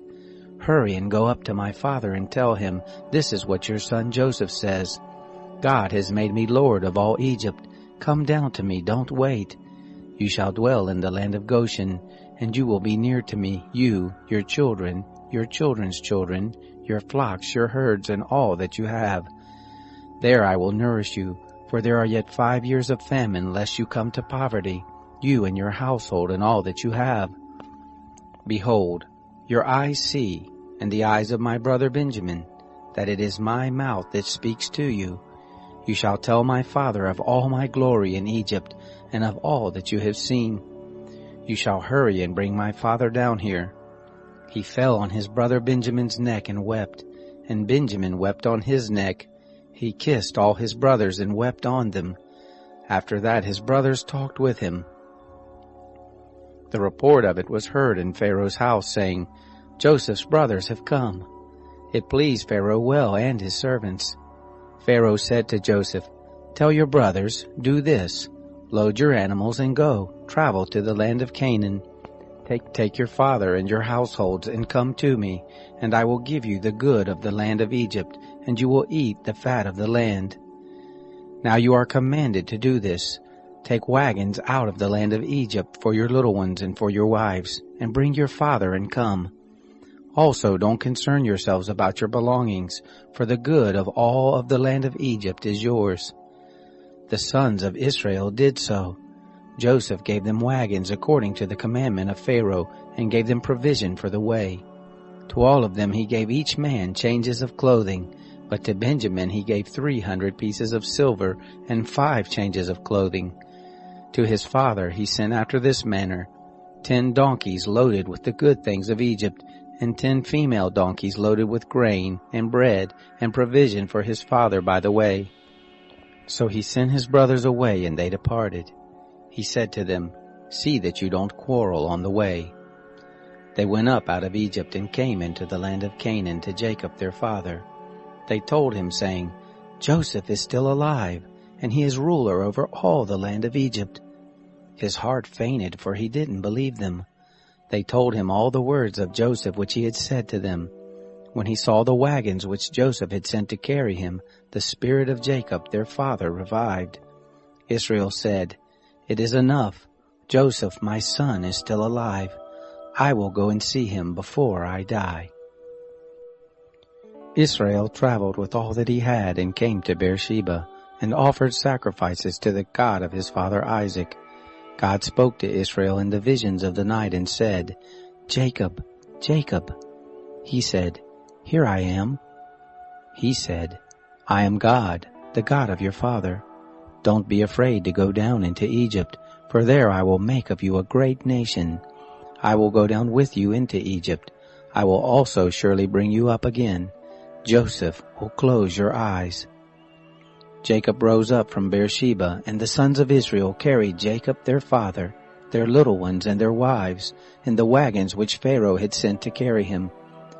They took their cattle and their goods, which they had gotten in the land of Canaan, and came into Egypt, Jacob and all his seed with him, his sons and his sons' sons with him, his daughters and his sons' daughters, and he brought all his seed with him into Egypt. These are the names of the children of Israel who came into Egypt: Jacob and his sons. Reuben, Jacob's firstborn. The sons of Reuben, Hanok, Palu, Hezron, and Carmi. The sons of Simeon, Jemuel, Jamin, Ohad, Jachin, Zohar, and Shaul, the son of a Canaanite woman. The sons of Levi, Gershon, Kohath, and Merari. The sons of Judah, Onan, Shelah, Perez, and Zerah. But and Onan died in the land of Canaan. The sons of Perez were Hezron and Hamul. The sons of Issachar, Tola, Puva, Iob, and Shimron. The sons of Zebulun, Sered, Elon, and Shalil. These are the sons of Leah, whom she bore to Jacob in Padan Aram with his daughter Dinah. All the souls of his sons and his daughters were 33. The sons of Gad, Ziphion, Hagi, Shunai, Esbon, Eri, Arodai, and Areli. The sons of Asher, Imnah, Ishva, Ishvi, Beriah, and Sarah their sister. The sons of Beriah, Eber, and Malchiel. These are the sons of Zilpah, whom Laban gave to Leah, his daughter, and these she bore to Jacob, even 16 souls. The sons of Rachel, Jacob's wife, Joseph and Benjamin. To Joseph in the land of Egypt were born Manasseh and Ephraim, whom Asenath, the daughter of Potipherah, priest of On, bore to him. The sons of Benjamin, Bela, Becher, Ashbel, Gera, Naaman, Ehi, Rosh, Mupim, Hupim, and Ard. These are the sons of Rachel who were born to Jacob. All the souls were 14. The son of Dan, Hushim. The sons of Naphtali, Jazil, Gunai, Jezer, and Shelim. These are the sons of Bilhah, whom Laban gave to Rachel his daughter, and these she bore to Jacob. All the souls were 7. All the souls who came with Jacob into Egypt, who were his direct descendants besides Jacob's sons' wives, all the souls were 66. The sons of Joseph, who were born to him in Egypt, were 2 souls. All the souls of the house of Jacob who came into Egypt were 70. He sent Judah before him to Joseph, to show the way before him to Goshen, and they came into the land of Goshen. Joseph made ready his chariot and went up to meet Israel his father in Goshen. He presented himself to him, and fell on his neck, and wept on his neck a good while. Israel said to Joseph, "Now let me die, since I have seen your face, that you are still alive." Joseph said to his brothers and to his father's house, "I will go up and speak with Pharaoh, and will tell him, 'My brothers and my father's house, who are in the land of Canaan, have come to me. These men are shepherds, for they have been keepers of cattle, and they have brought their flocks and their herds and all that they have. It will happen when Pharaoh summons you, and will say, What is your occupation? That you shall say, Your servants have been keepers of cattle from our youth, even until now, both we and our fathers, that you may dwell in the land of Goshen. For every shepherd is an abomination to the Egyptians." Then Joseph went in and told Pharaoh and said, "My father and my brothers, with their flocks, their herds, and all that they own, have come out of the land of Canaan, and behold, they are in the land of Goshen." From among his brothers he took 5 men and presented them to Pharaoh. Pharaoh said to his brothers, "What is your occupation?" They said to Pharaoh, "Your servants are shepherds, both we and our fathers."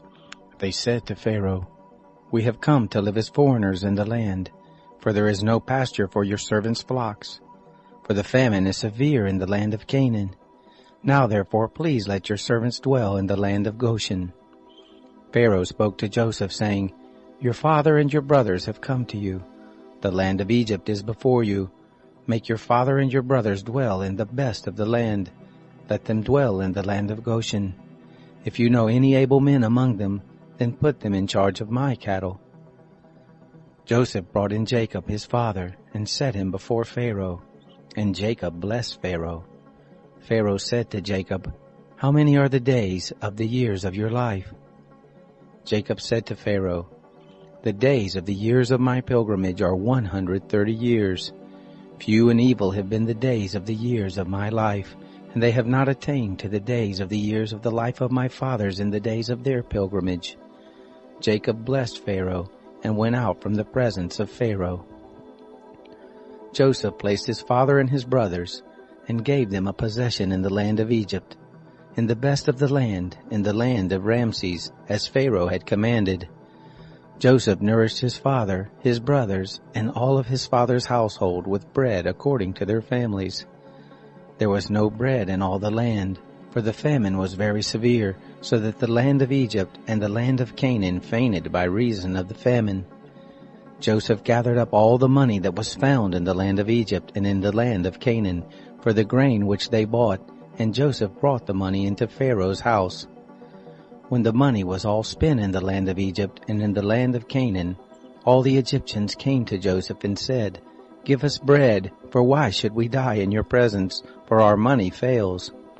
Joseph said, "Give your cattle, and I will give you food for your cattle, if money fails."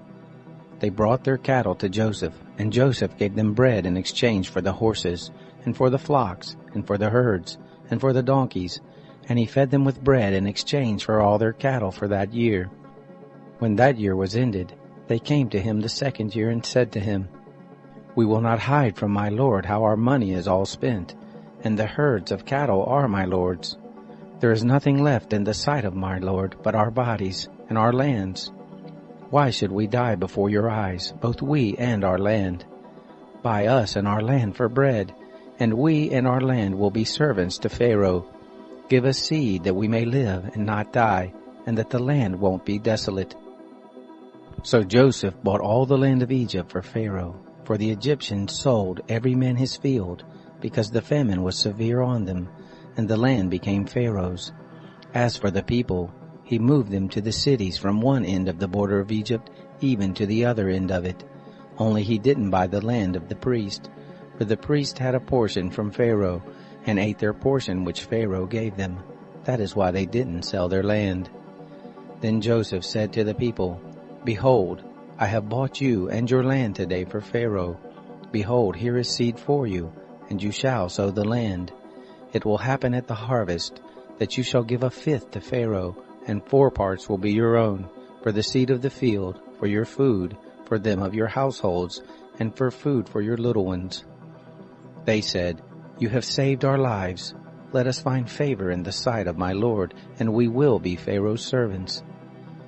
Joseph made it a statute concerning the land of Egypt to this day, that Pharaoh should have the fifth.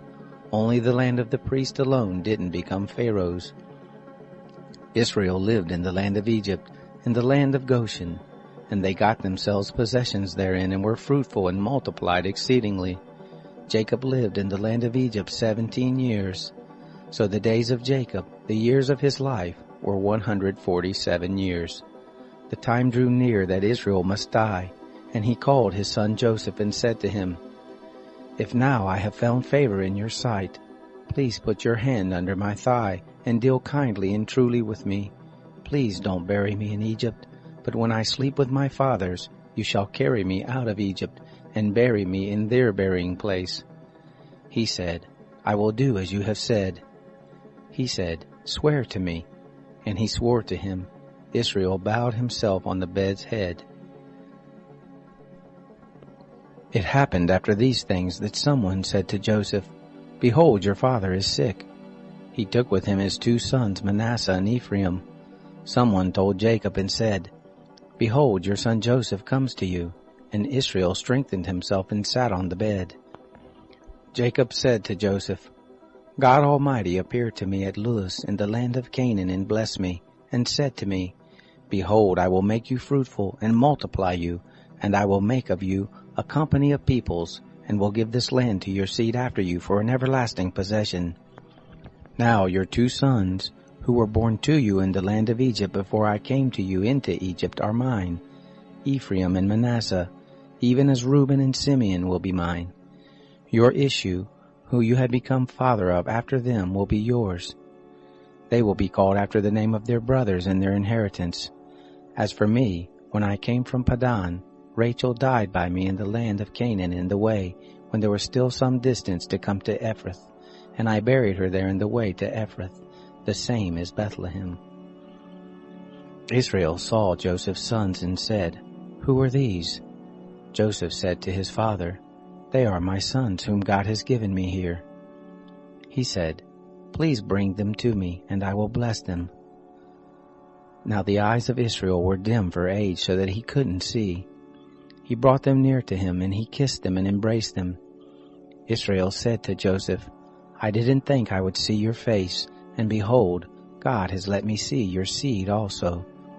Joseph brought them out from between his knees, and he bowed himself with his face to the earth.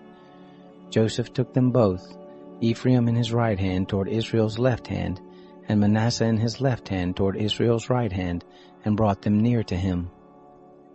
Israel stretched out his right hand, and laid it on Ephraim's head, who was the younger, and his left hand on Manasseh's head, guiding his hands knowingly, for Manasseh was the firstborn. He blessed Joseph and said, The God before whom my fathers Abraham and Isaac did walk, the God who has fed me all my life to this day, the angel who has redeemed me from all evil, bless the lads, and let my name be named on them, in the name of my fathers Abraham and Isaac. Let them grow into a multitude in the midst of the earth. When Joseph saw that his father laid his right hand on the head of Ephraim, it displeased him. He held up his father's hand to remove it from Ephraim's head to Manasseh's head. Joseph said to his father, Not so, my father, for this is the firstborn. Put your right hand on his head. His father refused and said, I know, my son, I know. He also will become a people, and he also will be great. However, his younger brother will be greater than he, and his seed will become a multitude of nations. He blessed them that day, saying, In you will Israel bless, saying, God make you as Ephraim and as Manasseh. He set Ephraim before Manasseh. Israel said to Joseph, Behold, I am dying, but God will be with you, and bring you again to the land of your fathers. Moreover, I have given to you one portion above your brothers, which I took out of the hand of the Amorite with my sword and with my bow. Jacob called to his sons and said, Gather yourselves together, that I may tell you that which will happen to you in the days to come. Assemble yourselves and hear, you sons of Jacob. Listen to Israel your father. Reuben, you are my firstborn, my might and the beginning of my strength, the preeminence of dignity and the preeminence of power. Boiling over as water, you shall not have the preeminence, because you went up to your father's bed, then defiled it. He went up to my couch. Simeon and Levi are brothers. Weapons of violence are their swords. My soul, don't come into their council. My glory, don't be united to their assembly. For in their anger they killed a man. In their self-will they hamstrung an ox. Cursed be their anger, for it was fierce, and their wrath, for it was cruel. I will divide them in Jacob, scatter them in Israel. Judah, your brothers will praise you. Your hand will be on the neck of your enemies. Your father's sons will bow down before you. Judah is a lion's cub. From the prey, my son, you have gone up. He stooped down, he crouched as a lion, as a lioness. Who will rouse him up? The scepter will not depart from Judah, nor the ruler's staff from between his feet, until he comes to whom it belongs. To him will the obedience of the peoples be, binding his foal to the vine, his donkey's colt to the choice vine. He has washed his garments in wine, his robes in the blood of grapes. His eyes will be red with wine, his teeth white with milk. Zebulun will dwell at the haven of the sea. He will be for a haven of ships. His border will be on Sidon. Issachar is a strong donkey, lying down between the saddlebags. He saw a resting place, that it was good, the land, that it was pleasant. He bows his shoulder to the burden, and becomes a servant doing forced labor. Dan will judge his people, as one of the tribes of Israel. Dan will be a serpent in the way, an adder in the path, that bites the horse's heels, so that his rider falls backward. I have waited for your salvation, Lord. Gad, a troop will press on him, but he will press on their heel. Out of Asher his bread will be fat. He will yield royal dainties. Naphtali is a doe set free, who bears beautiful fawns. Joseph is a fruitful vine by a spring. His branches run over the wall. The archers have sorely grieved him, shot at him and persecute him. But his bow abode in strength. The arms of his hands were made strong by the hands of the mighty one of Jacob. From there is the shepherd, the stone of Israel. Even by the God of your father who will help you, by the Almighty who will bless you with the blessings of heaven above, blessings of the deep that lies below, blessings of the breast and of the womb. The blessings of your father have prevailed above the blessings of the ancient mountains, above the bounty of the age-old hills. They will be on the head of Joseph, on the crown of the head of him who is separated from his brothers. Benjamin is a ravenous wolf. In the morning he will devour the prey. At evening he will divide the spoil. All these are the 12 tribes of Israel, and this is what their father spoke to them and blessed them. He blessed everyone according to his blessing. He charged them and said to them, I am to be gathered to my people. Bury me with my fathers in the cave that is in the field of Ephron the Hittite, in the cave that is in the field of Machpelah, which is before Mamre in the land of Canaan, which Abraham bought with the field from Ephron the Hittite as a burial place.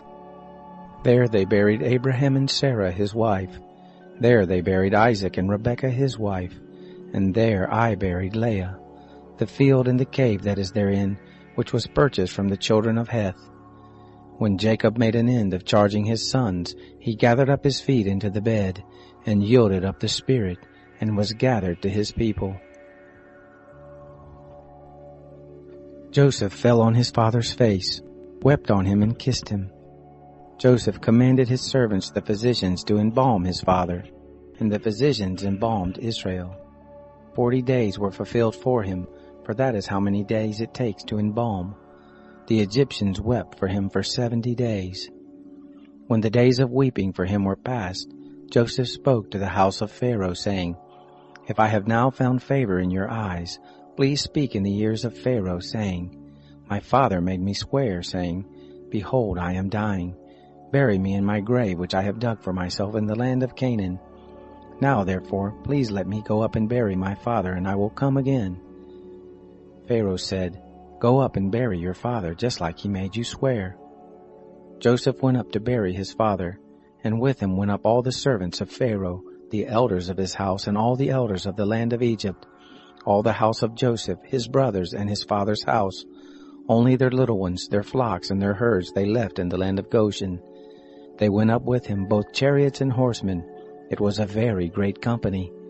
They came to the threshing floor of Atad, which is beyond the Jordan, and there they lamented with a very great and sore lamentation. He mourned for his father 7 days. When the inhabitants of the land, the Canaanites, saw the mourning in the floor of Atad, they said, This is a grievous mourning by the Egyptians. Therefore the name of it was called Abel Mizraim, which is beyond the Jordan. His sons did to him just as he commanded them. For his sons carried him into the land of Canaan, and buried him in the cave of the field of Machpelah, which Abraham bought with the field, for a possession of a burying place, from Ephron the Hittite, before Mamre. Joseph returned into Egypt, he and his brothers, and all that went up with him to bury his father, after he had buried his father. When Joseph's brothers saw that their father was dead, they said, It may be that Joseph will hate us, and will fully pay us back for all of the evil which we did to him. They sent a message to Joseph, saying, Your father commanded before he died, saying, So you shall tell Joseph, Please now forgive the disobedience of your brothers and their sin, because they did evil to you. Now please forgive the disobedience of the servants of the God of your father. Joseph wept when they spoke to him. His brothers also went and fell down before his face, and they said, Behold, we are your servants. Joseph said to them, Don't be afraid, for am I in the place of God? As for you, you meant evil against me, but God meant it for good, to bring to pass as it is this day, to save many people alive. Now therefore don't be afraid. I will nourish you and your little ones. He comforted them and spoke kindly to them. Joseph lived in Egypt, he and his father's house. Joseph lived 110 years. Joseph saw Ephraim's children to the third generation. The children also of Machir, the son of Manasseh, were born on Joseph's knees. Joseph said to his brothers, I am dying, but God will surely visit you and bring you up out of this land to the land which he swore to Abraham, to Isaac, and to Jacob. Joseph took an oath of the children of Israel, saying, God will surely visit you, and you shall carry up my bones from here. So Joseph died, being 110 years old, and they embalmed him, and he was put in a coffin in Egypt.